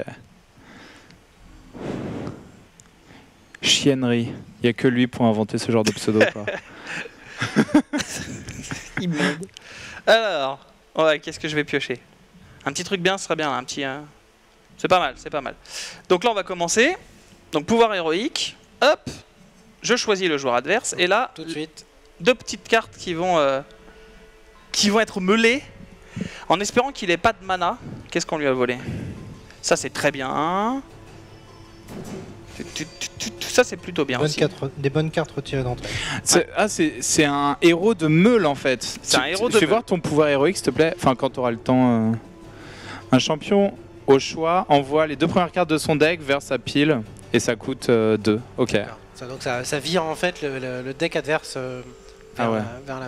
Donc en gros, tu utilises ce champion, ton adversaire il sait que tu vas essayer de le meuler quoi. Ouais, c'est ça, il y a des chances. Il y a de cacher sa stratégie quoi. Il y a des chances que tu mises pas sur la créature quoi. Allez Lorgar, je crois en la meule. Ça peut marcher, ça peut marcher. Ça peut marcher. Ça va dépendre de sa Donc sa là, sortie. Noah vient de mettre une carte qui lui permet de réduire de 1 tous ses artefacts en coût -1. Cette carte là en fait. Oh, ça m'a l'air dangereux. C'est de l'accélération de sortie. Tu la laisses en vie? Ouais. Ok. T'inquiète. Bon, tu connais mieux que moi, mais... Je sais pas, faut pas la tuer parce que ça accélère sa sortie, non? Pas trop grave. Non, c'est pas trop grave. Pour le moment, c'est pas trop grave. C'est pas trop grave parce qu'en fait, à partir de là... si tu veux, j'ai de quoi tenir en fait ces premières cartes, j'ai de quoi les tenir. C'est quoi ta créature de droite, là? Celle-ci, c'est à chaque fois que je prends une amplification, il se meule de 2 cartes. Il défausse de cartes, enfin il meule de cartes. Et défensif, ça veut dire quoi? Il peut pas attaquer. Il peut Même pas s'il a attaquer. de l'attaque, il peut pas attaquer. Ah ouais, donc c'est comme ça les decks meule. Ok, intéressant. Peut-être pour ceux qui connaissent pas le terme meule, c'est en fait défausser, mettre en fait des cartes qu'il ne peut plus utiliser dans la défausse en fait. Ouais. Enfin, sauf s'il a des cartes permettant d'aller rechercher. Ouais. D'accord. Je crois en toi, Lorgar. Non, mais Est-ce que tu as t'inquiète. des wipes de board? Parce que là, il Non, va il y en avoir a un. très très peu dans le jeu. Il y en a très très très peu. Il y en a, mais en fait ils coûtent cher, ils sont assez longs. Merci de piocher.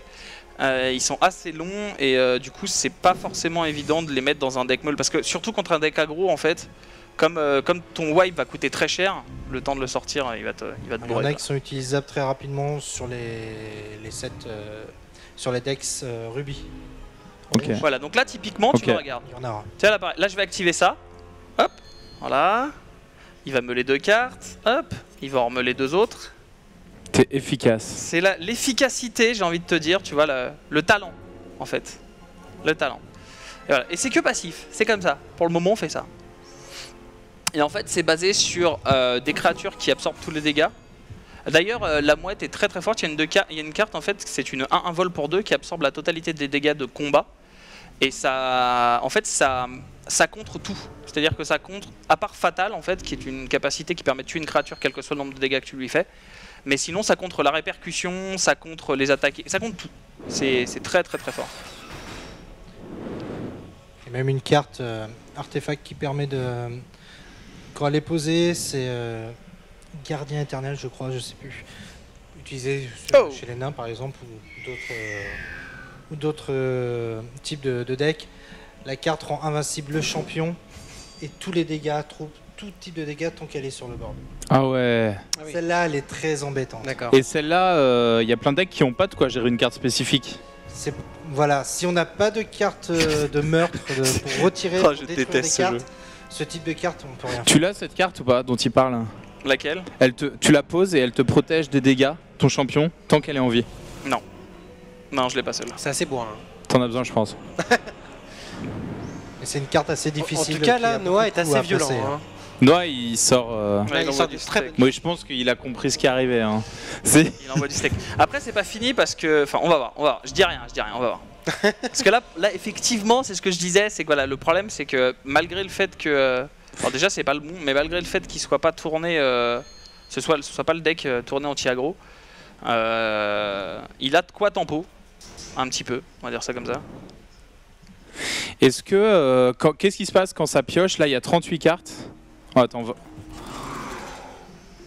Quand sa pioche arrive à 0, il meurt ou c'est quoi la règle sur X? Oui, il y a- il meurt instantanément. Voilà, il meurt. Il meurt instantanément. Donc en gros, Il en faut gros terminer c'est. avant qu'on ait Oui, vidé bien son sûr. deck. Ok, Ou le timer. ok. Stol, tu l'as entendu râler? Oh le bâtard! Ah, il vient d'apprendre comment Non, en fait, il vient de poser une carte et la carte, je l'ai tuée. Alors. Donc c'est là que ça devient intéressant. Il a qu'un seul mana. Attends, c'est quoi ça? Ça, c'est en fait, ça rajoute 3 points de dégâts et ça enlève une. Plus 3, moins 1. Voilà, Waouh. ça enlève un point de défense. Donc tu vas la poser et du Ouais. coup, Donc ça te permet de Je vais permettre de tuer sniper. une de ces créatures en fait. Ça me permet de tuer une de ces créatures. peut-être la plus puissante. Du coup. Pas forcément la plus puissante du coup, parce que celle-là est vraiment chiante.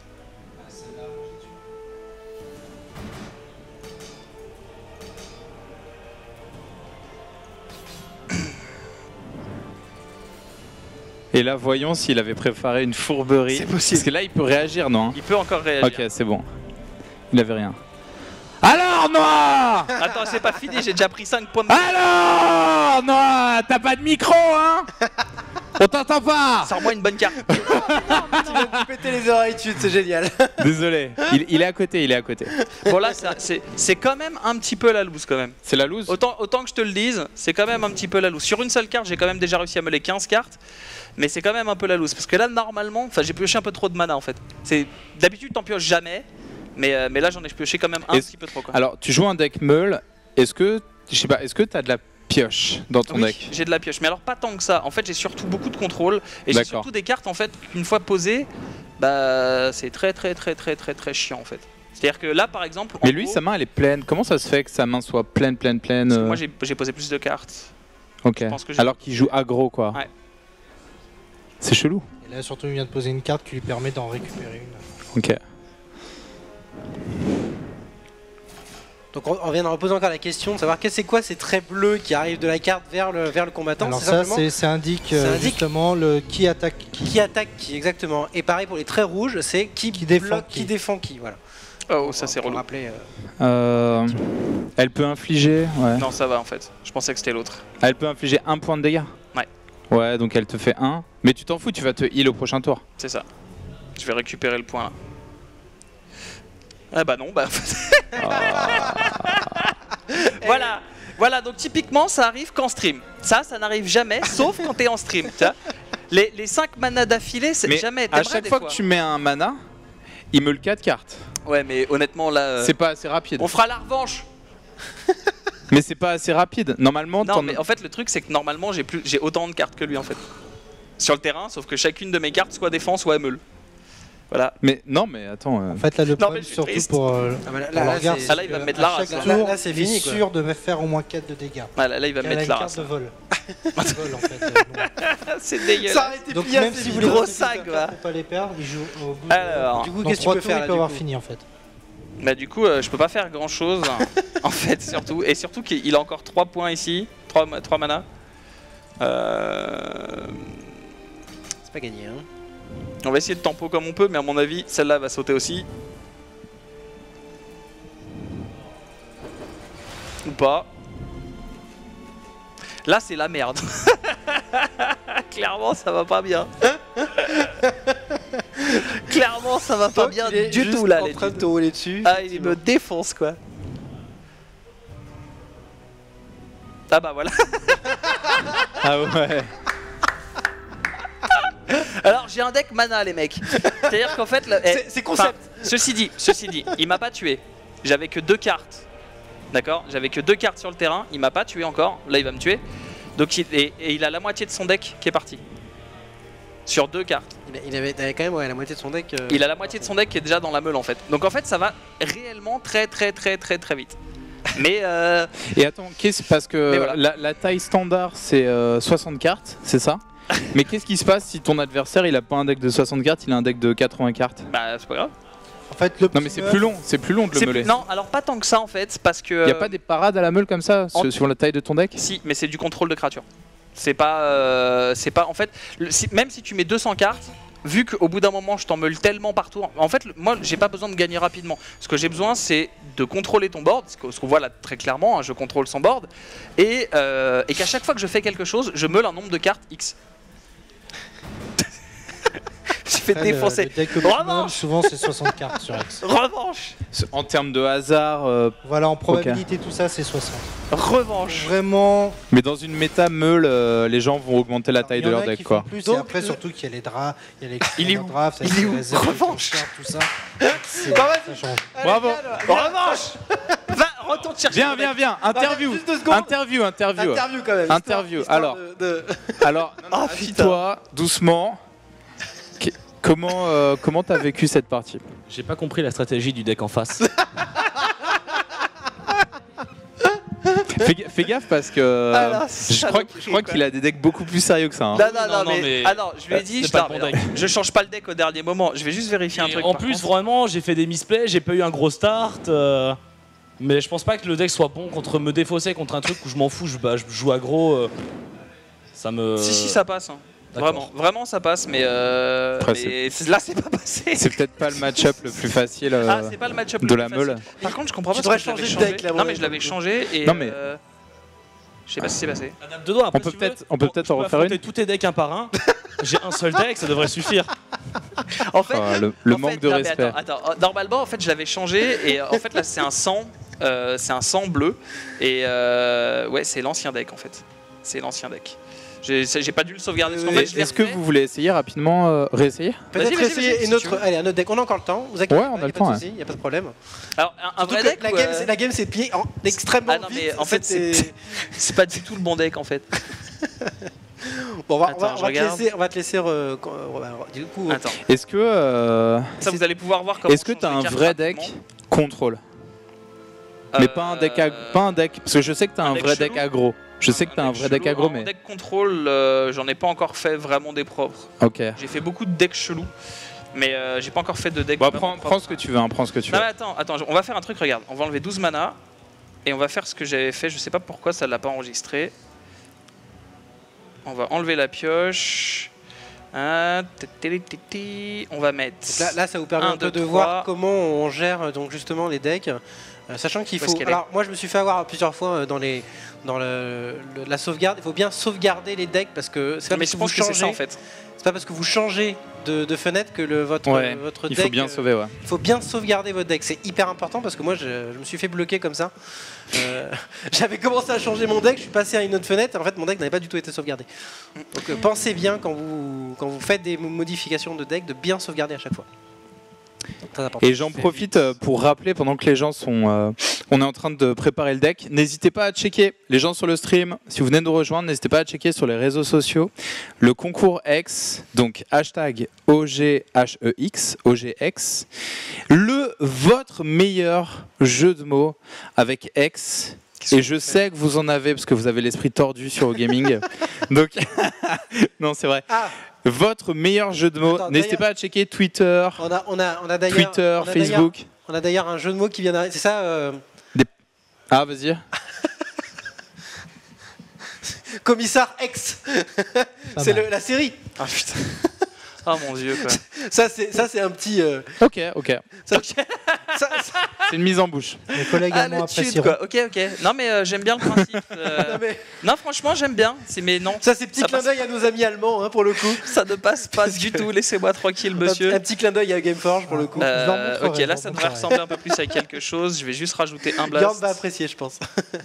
Voilà je vais juste rajouter un blast. Où est-ce qu'il est? Où est-ce qu'il est? Je le trouve pas. Ok. T'as quelques jeux de mots, très bien. Excellent ce concours, vous m'excuserez, je ne suis pas un expert en jeux de mots. Bien vu. Ok. Bien vu. Je trouve ça bien. L'arbitre, Maître Groslard, décidera si tu as gagné ou pas. Je comprends. Le deck a pas... Ok, c'est pas grave, vas-y on s'en fout. Go. J'ai juste modifié un peu le deck. Où est-ce qu'il est, chiennerie? Le voilà. Allez. Alors là, l'effet de surprise va être total, puisque Noah va se retrouver contre le même héros qui fait défausser des cartes, mais c'est pas que ça a changé. Bah si, il le sait, il nous entend. Non, il nous entend pas, Alors, par contre, Noah, c'est complètement une autre stratégie. Hein. Je préfère te prévenir. Là déjà, ça va un peu mieux. Déjà, c'est un meilleur match. Moi, je crois en toi, Lorgar. Déjà là. Vraiment. Et je sais que c'est pas facile, il joue aggro. Déjà. C'est pas mal pour commencer. Hein. Déjà, ça x2, tu vois, c'est pas mal déjà. Attends, protège de tous les dégâts infligés au combat. Ouais. Ça veut dire que. Non, parce que l'autre il streamac là-bas. Vol défensif, ouais. C'est-à-dire que tu la poses en fait, et ils peuvent plus. Sauf que. Sur la qui est à noter mais quel sac à merde quoi. Attends, il a fait quoi? Qu'est-ce qu'il a fait? Ça contre typiquement la carte en fait, mais c'est pas grave, vous allez voir. Tuer d'autres cartes. Qui retire, ça fait 2 points de dégâts en fait. Cette carte-là, il va tuer la mouette quoi. C'est ça. En gros. Alors il faut qu'il ait des ressources parce que cette carte retire 2 points de vie à la carte, mais elle coûte 2 pour l'activer. Ah oui, elle coûte 2 quand même, effectivement. Mais bon, ok, mais c'est pour ça qu'on a 2 mouettes, Lorgar. Reste serein. C'est pour ça qu'il y en a 4. Il y a 2 pigeons. Je crois pas qu'il stream hack. Non. C'est pas du tout c'est sûr. Honnêtement, c'est sûr qu'il stream hack pas. Alors cette carte-là, par exemple, qui a un genois, ne peut pas tuer des cartes si elles ont un bouclier anti-sort. Donc là, je commence à le lever. Parce que c'est un sort en fait. Ok. Voilà, hop, il a un mana qui est tombé. Alors ça peut être très bien quand t'as un mana qui tombe. Tu sais pas s'il en a beaucoup ou pas du coup. Il ne connaît pas la carte et la lit. Donc en fait, la mouette, s'il attaque tes PV avec des créatures, tu te prendras pas de dégâts? Mais c'est un truc de ouf. Oui. Et c'est pas cher en plus. Mais c'est la carte dont on parlait tout à l'heure en plus. Et il y a une autre version. Ah, il y a une autre version. Il y a une autre version pour 6 où c'est la même chose, sauf qu'au lieu de prendre des dégâts, tu pioches. Si tu fais 6, tu pioches 6 cartes. Si je me connecte tout à l'heure, je crois que je l'ai cette carte-là que je te parlais. Vas-y, Lorgar. Allez. Là, il va créer les deux. On croit en 3, Lorgar. On croit en 3. On croit en toi. Allez. On croit en toi. Non mais tant que la mouette est en vie, c'est l'hirondelle de la paix. Les dégâts ne seront pas infligés. Vas-y, le regard. Donc il peut pas. Bon, par contre, faut pas que tu pioches que des cristaux. Ouais, Ok. voilà. Encore comme tout à l'heure, on va éviter. Tu le sens bien cette game ou pas? Ça va dépendre de la suite, mais pour le moment, ça va. Il peut m'en tuer une. J'ai de quoi faire des touches. J'ai de quoi faire de la réponse. C'est quoi ça? Notamment ça. Foudre crépitante. Ok. Ah, et en plus, tu prends des cartes qui te donnent des amplifications pour activer C'est ça. ton autre carte C'est ça. qui le fait meuler. C'est ça. Donc c'est comme ça que tu l'as si là construit. par exemple je la pioche, cette carte-là, Tu as joué les deux quoi. ça va être un peu chaud. Ouais. Si je la pioche pas, je vais quand même être obligé de le faire parce que bon, voilà. Je vais quand même au moins être obligé de prendre celle-là pour commencer à mulligan enfin à choper mon truc quoi. Ça c'est bien. Du coup on va faire ça. On va continuer à le meuler. Je sais pas s'il y a une carte noire, mais une carte très sympa chez les nains qui permet de voir la main adverse pendant 3 tours. Oui, un nain, ouais. Alors, je ne sais pas si tunnel d'ailleurs, c'est pendant qu'il est tunnel. Ça c'est bien que je l'ai fait chaud maintenant, c'est toujours mieux. Ok, bah fin de tour, écoute. C'était une carte de pioche que tu as joué là? Ouais, pioche amplification en fait. Il faut absolument que j'aille chercher ce qui me sert à meuler, parce que là en fait pour le moment il a... Salut. Parce qu'il a très peu de cartes meulées, c'est pas important.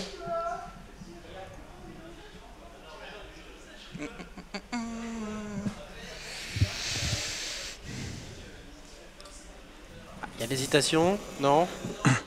en clair, le but de Noah va être d'inonder le plateau Ouais. pour pouvoir passer les défenses justement de Lorgar.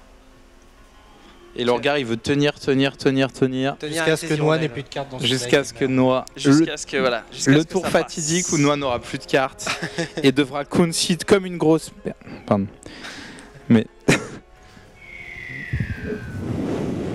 Et c'est exactement ce qu'il fait hein, d'ailleurs. La mouette. Il est en train d'inonder totalement le plateau. Mais ne peut toujours pas mettre de dégâts. Donc pour l'instant, Bah il essaye. là c'est de l'essai.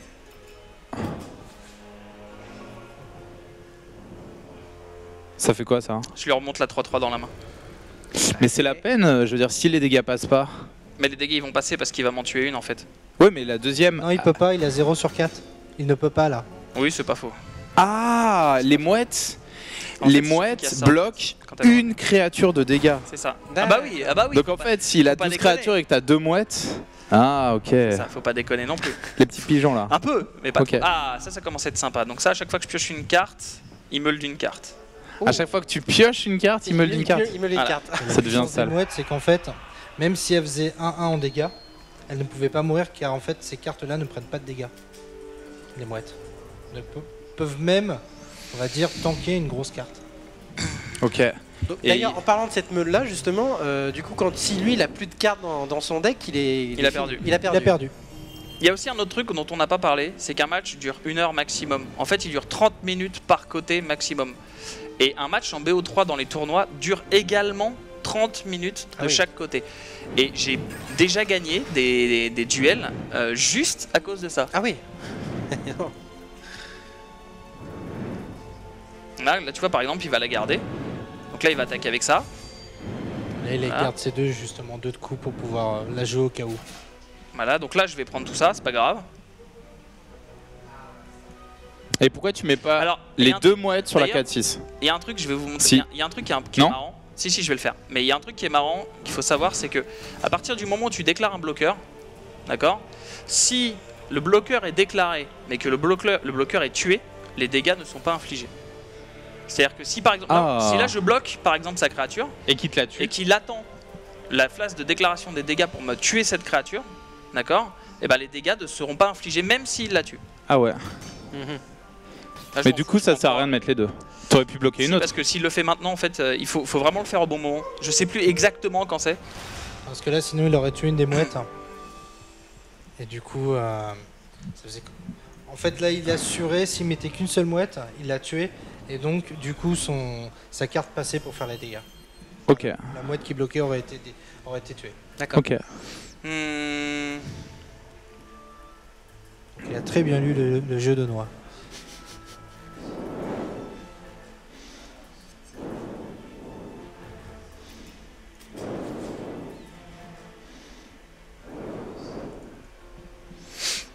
Donc là, je vais tuer ça de 2 pour avoir une amplification, continuer à le faire meuler. Pourquoi je fais ça? Oui. Parce qu'en fait, il arrive à 10. Et que 10, c'est un seuil qui permet à certaines de mes créatures dans le deck de meuler beaucoup plus efficacement. Notamment une vol qui fait que s'il a moins de 10 créatures dans sa défausse, moins de 10 cartes dans sa défausse, il meule de 1. S'il a plus de 10 créatures, il meule de 5 quand elle le touche.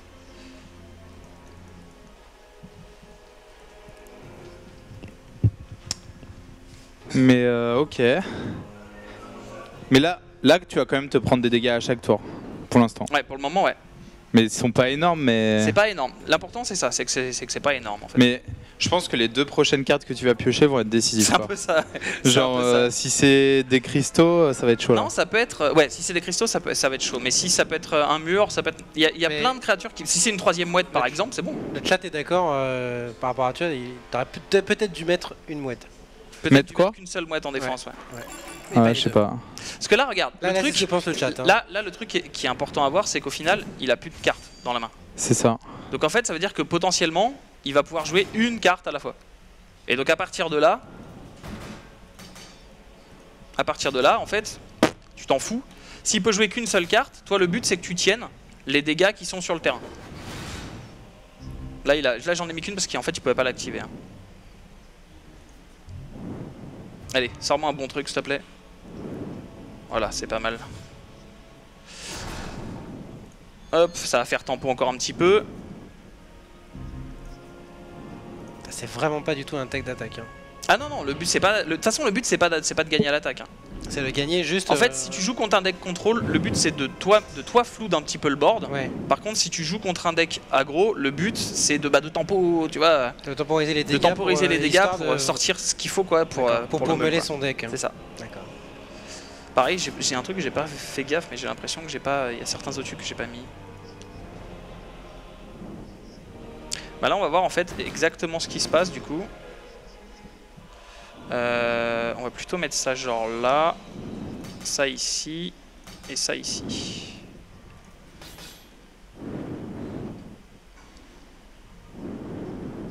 D'accord. Il hésite. Il hésite. Est-ce qu'il va se débarrasser de Est-ce que je la casse? Est-ce que je la casse pas? Voilà, il la casse. Il la casse. D'accord. Et là on va voir du coup si les dégâts sont appliqués. Mais vous voyez, regarde, le truc est pas passé. Vous voyez les dégâts? Il l'a bloqué, mais les 4 dégâts ont pas les été dégâts appliqués. sont pas passés. Voilà. Pas passé les 4 dégâts, d'accord. Ouais. Du coup, toi, ça t'a fait aussi gagner du temps derrière. Moi, ça m'a fait gagner du temps. Du coup, là, il retourne à 3 de dégâts max. Voilà, ça c'est très bien. On va pouvoir casser ça. Ça me donne une amplification. Donc on continue à meuler, même si pour le moment, encore une fois, j'ai aucune carte de meule. Hein. Je dis ça, je dis rien. Mais encore une fois, j'ai aucune carte de meule, quoi. Enfin, j'en ai une. Oui, évidemment. Merci sur le chat hein, pour tous vos jeux de mots que vous êtes en train de sortir. Hein. De sortir, je trouve tous vos jeux de mots exécrables. Non mais quand je disais qu'il pouvait pas l'activer, ton kill, c'est parce qu'il avait 0 mana en fait. Donc il pouvait pas l'activer parce que ça coûte 2 pour activer son truc. Et peut-être t'as pas assez de cartes de meule dans ton deck si. ou Non, vraiment. En fait, si. C'est ouf quoi, mais bon, c'est pas grave. Ça arrive, hein. Ça veut vraiment C'est voilà, j'ai mis du temps à le faire, mais voilà. Donc là, je vais reprendre 2. Alors, à moins qu'il ait encore un truc dans la main qui puisse défoncer une de ces 2 créatures. Non, ce qui n'est pas le cas. Ça n'a pas l'air d'être le cas en tout cas. Non.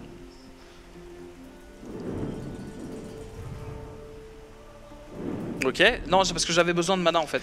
C'était au cas où j'en avais pas, tu vois. On s'est dit bon, un de plus, on sait jamais. Des fois qu'il en ait besoin de 8. Ah, ça augmente pas assez vite. On sait jamais, tu vois. Il faut piocher d'autres cartes jamais, là. Tu vois. C'est possible. Je vais jouer mon deck aggro bordel. Mais mais en fait il m'aide. Non mais ça par contre c'est pas si bien que ça pour moi parce que du coup 3 mana tu peux encore faire des choses. 4 mana. Ah, il va attaquer.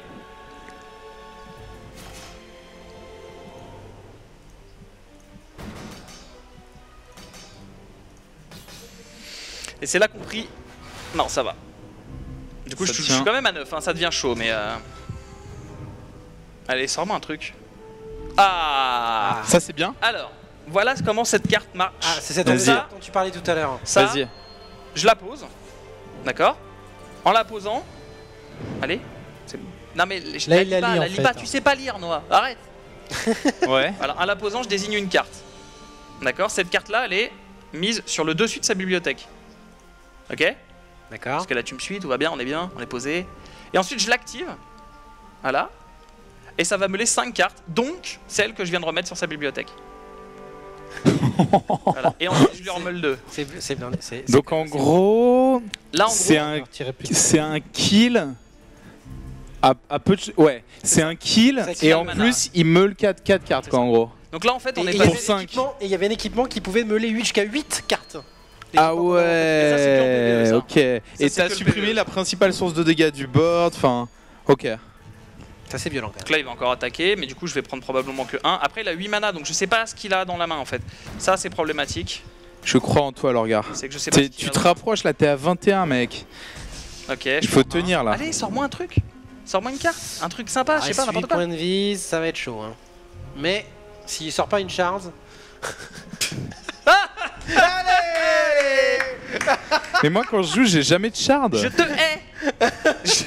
Je te hais. Mais qu'est-ce que tu veux que je fasse sans déconner? Pourtant, j'ai 24 mana. 24 mana, c'est. Enfin, 24 shards, c'est. Correct. Là, c'est très tendu. Je crois qu'en fait, on a à peu près. 8 PV face à 19 cartes restantes. C'est très tendu. Hein. Les deux côtés. Hein. Parce qu'il se prend qu'un seul dégât par tour. En plus. Heureusement, parce que sinon. Mais et derrière, on l'entend rager. Hein. Je sais pas si vous l'entendez rager. Non, il fait non et tout. Tu vas le faire, Lorgar. Sachant que Avec ton vraiment, jeu de chèvre. non, mais le deck est genre. Mais non, mais putain! Putain, mec. Mais bordel! Ouais, Ce n'est grandement pas aidé, quand possible. même. Alors ça n'existe pas en fait ça. Ça n'existe pas. Ah mais ça n'existe pas. Apparemment, de toute façon, Noah il a aussi peu de chance apparemment. C'est pas sur possible. C'est pas possible. J'espère qu'il a que des Allez cristaux. encore un mana à toi Noah là. Arrête. Tu la joues pas cette carte. Non. Ah ok. Ça passe à peu près. Donc C'est là, il va en tendu. Là, transformer c'est en tendu, une là, 3-3. c'est Là, tendu. là, cette carte là vient de changer à peu près un peu la donne quand même. Un petit peu. Jargal demande Après il a plus que 15 si t'as pas de lien de parenté avec Enip, car le mana flop sur le stream, c'est un peu ça quoi. Alors, du coup, je vais recommencer à prendre 2 par tour. Ça, c'est un peu la mouise. Sachant qu'au prochain tour, je vais prendre 3 par tour si j'ai rien pour bloquer. La fin approche. Ouais, la fin approche. Allez, pas un cristal. Allez. Allez, Lorgar. Ça fait combien le 6ème de suite là? Non, mais mec. Il va pas le faire. Non, mais c'est ouf, 7ème de suite, je crois. Là, est-ce que t'as des heals? Est-ce que t'as du heal? Non, mais je peux encore C'est gagner. ouf. Enfin, il a que 14 cartes. Hein. Il a que 14 cartes. Hein. 14. Je peux encore le faire. Là, il peut tenir. Mais c'est Ça ridicule. va Quoi. être tendu. Hein. Non, là c'est trop tendu. C'est ridicule. Non, il a plus qu'une seule carte. Je vais prendre quoi là? Je vais prendre. Si, je vais prendre 3, mec. Putain, Voilà, c'est tu vas horrible. prendre très- ouais, c'est un peu chaud, C'est horrible. évidemment. Le problème, c'est que j'ai perdu parce que je vois pas comment je peux réduire à moins de 2 en fait. Là, Noah commence à souffler là. Allez, un petit cristal pour finir en toute beauté là. C'est là, voilà. Alors ça, typiquement, c'est ce que j'ai besoin. Ah. Je l'aurais eu un tour plus tôt, j'avais gagné. Ah, mais c'est trop tard ça. Mais ça arrive un tour trop tard. Un tour plus tôt, ça passait, je pense. Le problème, c'est que 2 points de vie, ça veut dire qu'en fait, je vais pouvoir en encaisser 3. Laisse-moi un tour. Chien. C'est tellement ça. quoi. Chiennerie. C'est tellement ça. Parce que là, je vais pouvoir en encaisser 3, mais du coup, je vais pas pouvoir en encaisser 5, et du coup, il va me mettre 2, et du coup, je vais perdre. Voilà. Enfin, il va mettre 3 en tout. C'est enfoiré. Regarde-le comment il attend. Regarde cet enfoiré quand il attend. Bon, bah, GG, un gros sac, hein, GG. Ouais, là, tu pouvais pas. Et c'est ouf parce que quand tu vois qu'il lui reste quand même, sans déconner, il lui reste que 10 cartes. Encore une fois, il lui reste que 10 cartes. Bon, son deck est pas sorti, mais je crois que le mien, quand tu tires 7 mana de suite, bon, tu te dis que le mien il est pas sorti non plus. Tu vois. C'était un beau duel de chars. C'était un beau duel de Shard. Un C'était beau duel de génial. Shard, quoi. totalement. Oh là là, ah, c'était magnifique. T'auras vu mon deck meule? Ouais, non mais j'ai vu, t'avais que des shards et pareil, je regarde ma main, j'ai 5 shards. Ah non, c'est. Je craque mentalement. Ah mais moi j'en ai besoin de 5 ou 6 au début, tu vois. Putain de chaise. Tu dépenses cette chaise. Voilà. Mais j'en ai T'auras besoin de fait 5 ou 6, mais j'en ai tiré genre 6 ou 7 à la Ça suite. rend le jeu très intéressant le deck meule. Hein. C'est ouais, non. J'aime beaucoup ton style de jeu. Ah, le gros sac. C'est flamboyant. Ah, c'est incroyable. Alors, voilà, pour le coup, disons, ça c'est deux fails, d'affilée, mais en même temps, voilà, effectivement, les shards qui tombent d'affilée, c'est pas évident, et comme tu dis, c'est rare. Après, c'est rare parce que c'est 2 fois d'affilée. Non, en fait, ce qui est rare, c'est 2 fois d'affilée, c'est déjà très rare, et ce qui arrive le plus souvent, c'est l'inverse, en fait. C'est que du coup, t'en as, mais que t'arrives pas à les choper, et que l'erreur que font beaucoup de gens, c'est typiquement, par exemple, t'as un seul mana bleu, et t'as besoin d'un seul rouge pour pouvoir déployer toute ta main. Donc tu dis je vais garder ma main, si j'en pioche un, je gagne. Et tu le pioches jamais. Jamais il arrive, jamais. Et tu le pioches pas le 2e tour, ni le 3e, ni le 4e. On a eu des départs très lents là, tous les deux, on a eu mais genre aucune chance. Parce que normalement le deck robot ça se déploie ultra vite. Là j'y arrivais que dalle. Et toi tu pioches que tes shards à la con. En fait le meilleur départ que je peux avoir c'est genre 2 mouettes et un mur, et ensuite j'ai du contrôle, donc je te renvoie les cartes dans la main, hypnotisé. Mais j'avais modifié un petit peu le deck de façon à ce que je mette des blasts pour te contrôler un peu plus facilement. Il faut que je le refasse. Je sais pas pourquoi il avait pas pris. Il a pas pris des blasts normalement pour ce genre de deck comme ça, pour limoger de la créature 1-1. Mais pareil, je les ai jamais piochés. Ouais, mais c'est. Genre j'ai 4 blasts pour tes mouettes. Tiens, celle-là, je sais pas si on peut la montrer. Typiquement, c'est le cœur d'un deck, le cœur du deck. On va la montrer cette carte. Octe, portée majeure. Voilà. En fait, le deck fonctionne autour de 3 cartes. Celle que vous avez vue qui est celle-ci, donc à chaque amplification il meule de 2, d'accord. Celle-ci qui à chaque fois qu'elle touche son adversaire il meule de 1, s'il a plus de 10 cartes dans sa défausse il meule de 5. Donc ça c'est pareil, hein. T'en poses une, enfin là j'en avais, si une seule était posée c'était terminé quoi. Ah et elle a vol. Et elle a vol, voilà. Et après t'as celle-ci, et alors celle-ci au début de ton tour, tu fais meuler une carte à l'adversaire, et si jamais c'est une créature, elle revient sous ton contrôle, sous cette forme-là. Alors, donc en fait tu floudes le board de ce truc là et j'ai meulé plus de 20 cartes en un tour juste genre salut.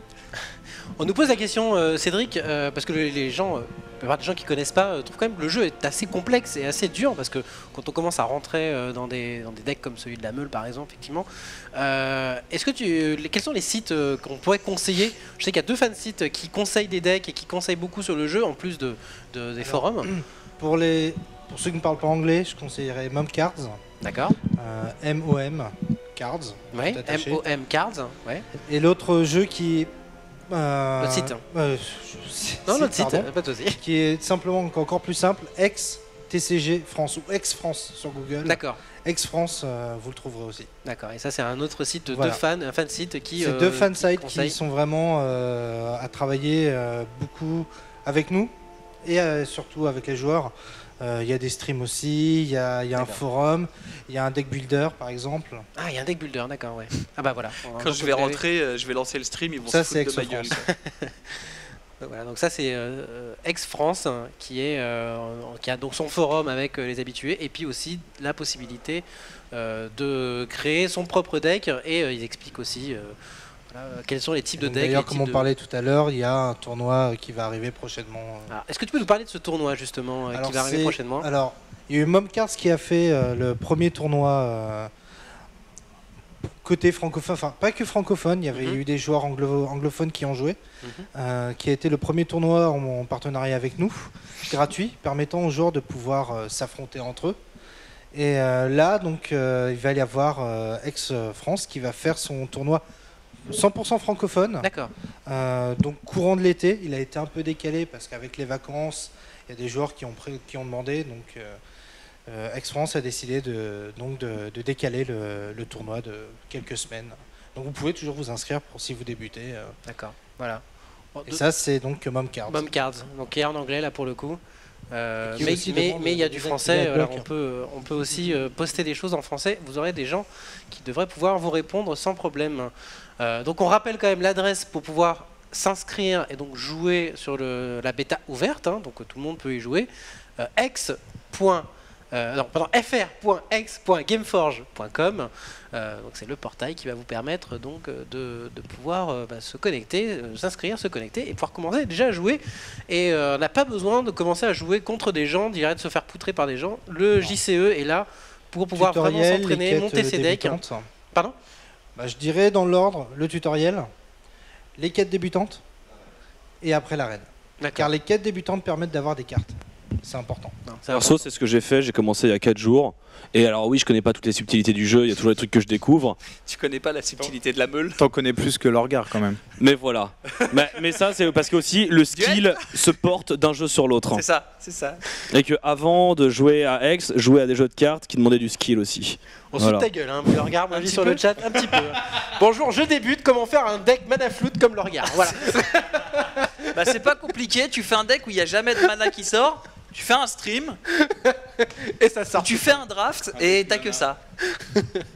Voilà, très bien. On va peut-être faire du côté du concours, on va voir un petit peu s'il y a eu des trucs marrants qui sont sortis. Je sais pas s'il y a déjà un gagnant, ça peut-être voir au niveau du... Voilà, on se renseigne, donc peut-être avant de couper l'émission, on va voir quand même s'il y a un gagnant. Merci la régie. Non. Parce que moi j'ai bien envie d'essayer d'autres factions en fait. Oui. Est-ce que tu peux nous redire c'est quoi en gros les factions avec les différents styles Oui, ça serait une bonne idée, effectivement. Alors il y a les orques, plutôt rush, bourrin. Ok. Il peut y avoir des petites variantes quand on commence à connaître le jeu. C'est parfait pour débuter, donc. Les humains aussi, oui. qu'on conseille pour débuter, où c'est plutôt joué sur, par exemple, les decks humains de base, on va avoir donné de la vie, énormément de vie, tout ça. Beaucoup de heal.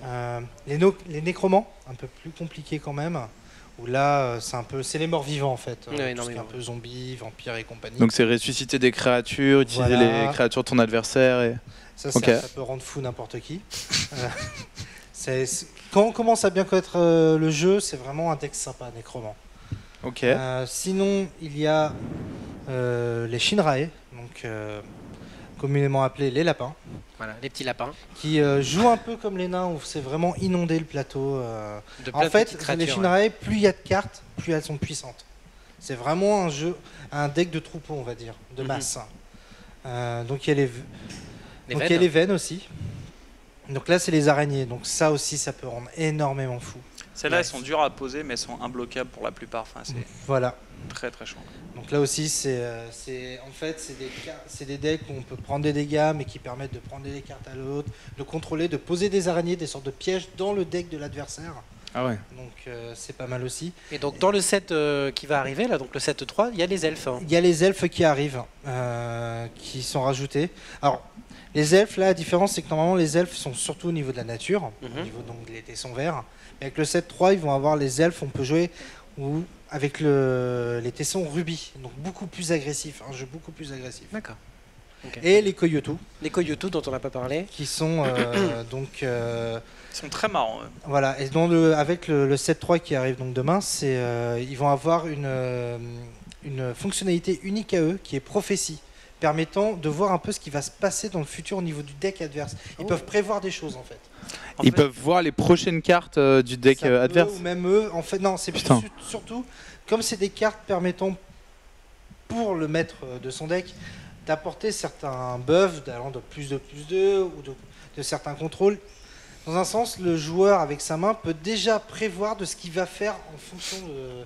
En fait, ils ont vraiment des capacités. C'est des cartes un peu à part. Elles ont des capacités un peu rigolotes. Enfin, c'est genre, là, je les ai mis. Tu vois, par exemple, celle que je viens de poser là, c'est quand tu la poses, en fait, s'il y a quelqu'un qui joue un deck Shinrae en face, un deck lapin, quoi. Deck lapin. Quand il engage une carte, elle peut plus se dégager tant que cette carte est là. Et c'est que des petits effets comme ça. C'est vraiment des effets complètement à part qui peuvent être un peu game. En fait, c'est des cartes que tu side. C'est genre, tu t'arrives en tournoi, tu rencontres un deck lapin, tu mets ça dans ton deck, et tu perds la première, tu mets ça dans ton deck, tu gagnes les 2 suivantes. Voilà, ou tu vois, inflige des dégâts, enfin c'est vraiment des créatures vraiment marrantes, donc j'ai hâte de voir ce que ça va donner pour le prochain set. D'accord, ok. Bon, alors est-ce qu'on peut voir au niveau du concours si on a des choses intéressantes ou... Ah, tu as un truc, ok d'accord, allons-y, regardons ce que l'on a. Alors tous ces jeux de mots sont extra, ils expriment sans exagération un humour excellent, tout ça m'a l'air excitant. Il avait envie de gagner lui. Il s'est dit bon, on en a demandé un, je vais en mettre 5. Plus j'en mets, plus j'ai chance de gagner. Si on a un équipage, je récupère le goodie bag, ça passe. D'accord, ok, très bien. Bon, bah vous aurez de toute façon les gagnants sur le Twitter de O-Gaming. On annoncera les gagnants, donc le gagnant du lot physique, hein, du sac.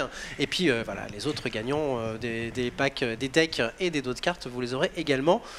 Sur ce, ben, on va. Qu'est-ce qu'il y a? Non, mais c'est l'humour sur le chat O-Gaming. Mais fallait aller sur Twitter, les mecs. L'écrivez pas sur le chat. Oui, le faites pas sur le chat, effectivement. Ou alors, tu fais comme le regard, tu perds la première, tu mets la carte dans ton deck, tu la pioches jamais et tu perds les deux suivantes. En fait, cette carte-là, merci. Je l'ai eu en draft. Je tombe sur un deck lapin. Je fais oh c'est bon, j'ai la carte qu'il faut. Et puis tous les tours, j'étais là, mais pioche là, mais pioche là. Je tire que des shards. Allez, dégage. Très bien. Bon, toi, tu fais des streams souvent sur X. Hein, ouais, en ce moment, genre 4 à 6 heures par jour. À peu près. Allez-y. Hein, donc si vous avez envie de passer, vous suivez mes réseaux sociaux qui sont juste en dessous. Et puis c'est concluant. C'est très concluant. Mais surtout, vous découvrirez les différents tournois, notamment le draft, qui est vraiment très sympathique. Oui. Et parce que la construction de deck en draft est complètement différente du construit. Arrête de rigoler. Ça fait tout la construction de deck. Ça fait absolument tout la construction de deck. Donc ouais, n'hésitez pas à passer. D'accord. Il y a le TS, il y a tout ce qu'il faut, quoi. Exactement. Bon, bah, très bien. Bah, écoutez, sur ce, on va finir cette émission là-dessus. Bah, merci à tous d'avoir été aussi nombreux sur cette émission. Merci à Cédric d'être venu spécialement pour, de rien, merci pour à nous vous. conseiller, pour nous donner toutes ces précieuses informations. Noah, Tude. Merci, c'était cool, c'était bien sympa. Et moi je vous donne rendez-vous sur X parce que très honnêtement c'est mon nouveau jeu de cartes. Ah, voilà. Parfait. Qu'est-ce que tu penses d'un petit truc comme ça, on se met avec Silver Medusa et on se tire la bourre? Ah moi ça me ferait kiffer hein. Hein, ah oui bah serait bien. ça... Silver quand même. Silver on a un gros passif de duel l'un contre l'autre où c'était ma chance contre son talent et généralement ma chance avait le dessus. Donc apparemment ça marche aussi sur le regard. Ça doit être ça. Sauf que moi il n'y a pas le talent, donc de base ça va. Il y a une constante. Non, avec très grand plaisir. Moi j'essaie de me monter un deck zombie parce que j'ai toujours aimé jouer les decks nécromants, etc. Pareil, genre jouer avec la défausse et spammer un board de créatures toutes pourries. Ça me fait bien rire. Donc, mais ce que j'aime bien c'est la construction, comme tu as dit, c'est la construction du deck. Pouvoir passer, alors certains peut-être que ça va les rebuter, mais moi pouvoir passer 1h30 à essayer d'imaginer un truc tordu. C'est ça qui me fait rire. Excellent. Bah, typiquement, la carte dont je te parlais tout à l'heure, j'ai un deck qui fait 5000 points de dégâts en un tour. Mais il est bien tordu ton deck. C'est dommage que ce soit pas sorti, voilà, mais c'est bien ça. Quand je vois le truc, je fais ah, ça va être chiant. Et je vois le mur qui tombe, je fais ah. Oh, le relou. C'est ça, c'est au bout d'un moment, c'est 60e carte, tu l'as en face de toi, tu lui jettes une bouteille, tu sais, genre, rentre chez toi. Très bien. Bon, et puis le regard, bah écoute, voilà, on te retrouve sur tes streams. Voilà, tes gros plaisirs. On n'a pas fini de parler de Hex, en tout cas, sur le gaming et sur les streams perso de chacun. Voilà, bah merci à tous. Et puis, bah écoutez, vous avez juste après What the Fuck sur la multigaming, faire du Metal Gear Solid pendant presque 2 heures. Donc, on lui laisse la place. Et puis, bien, sur les autres télés, vous avez encore plein d'autres émissions. Au revoir, bonne soirée à tous. Et puis, à bientôt. À bientôt, ciao tout le monde. Salut tout le monde.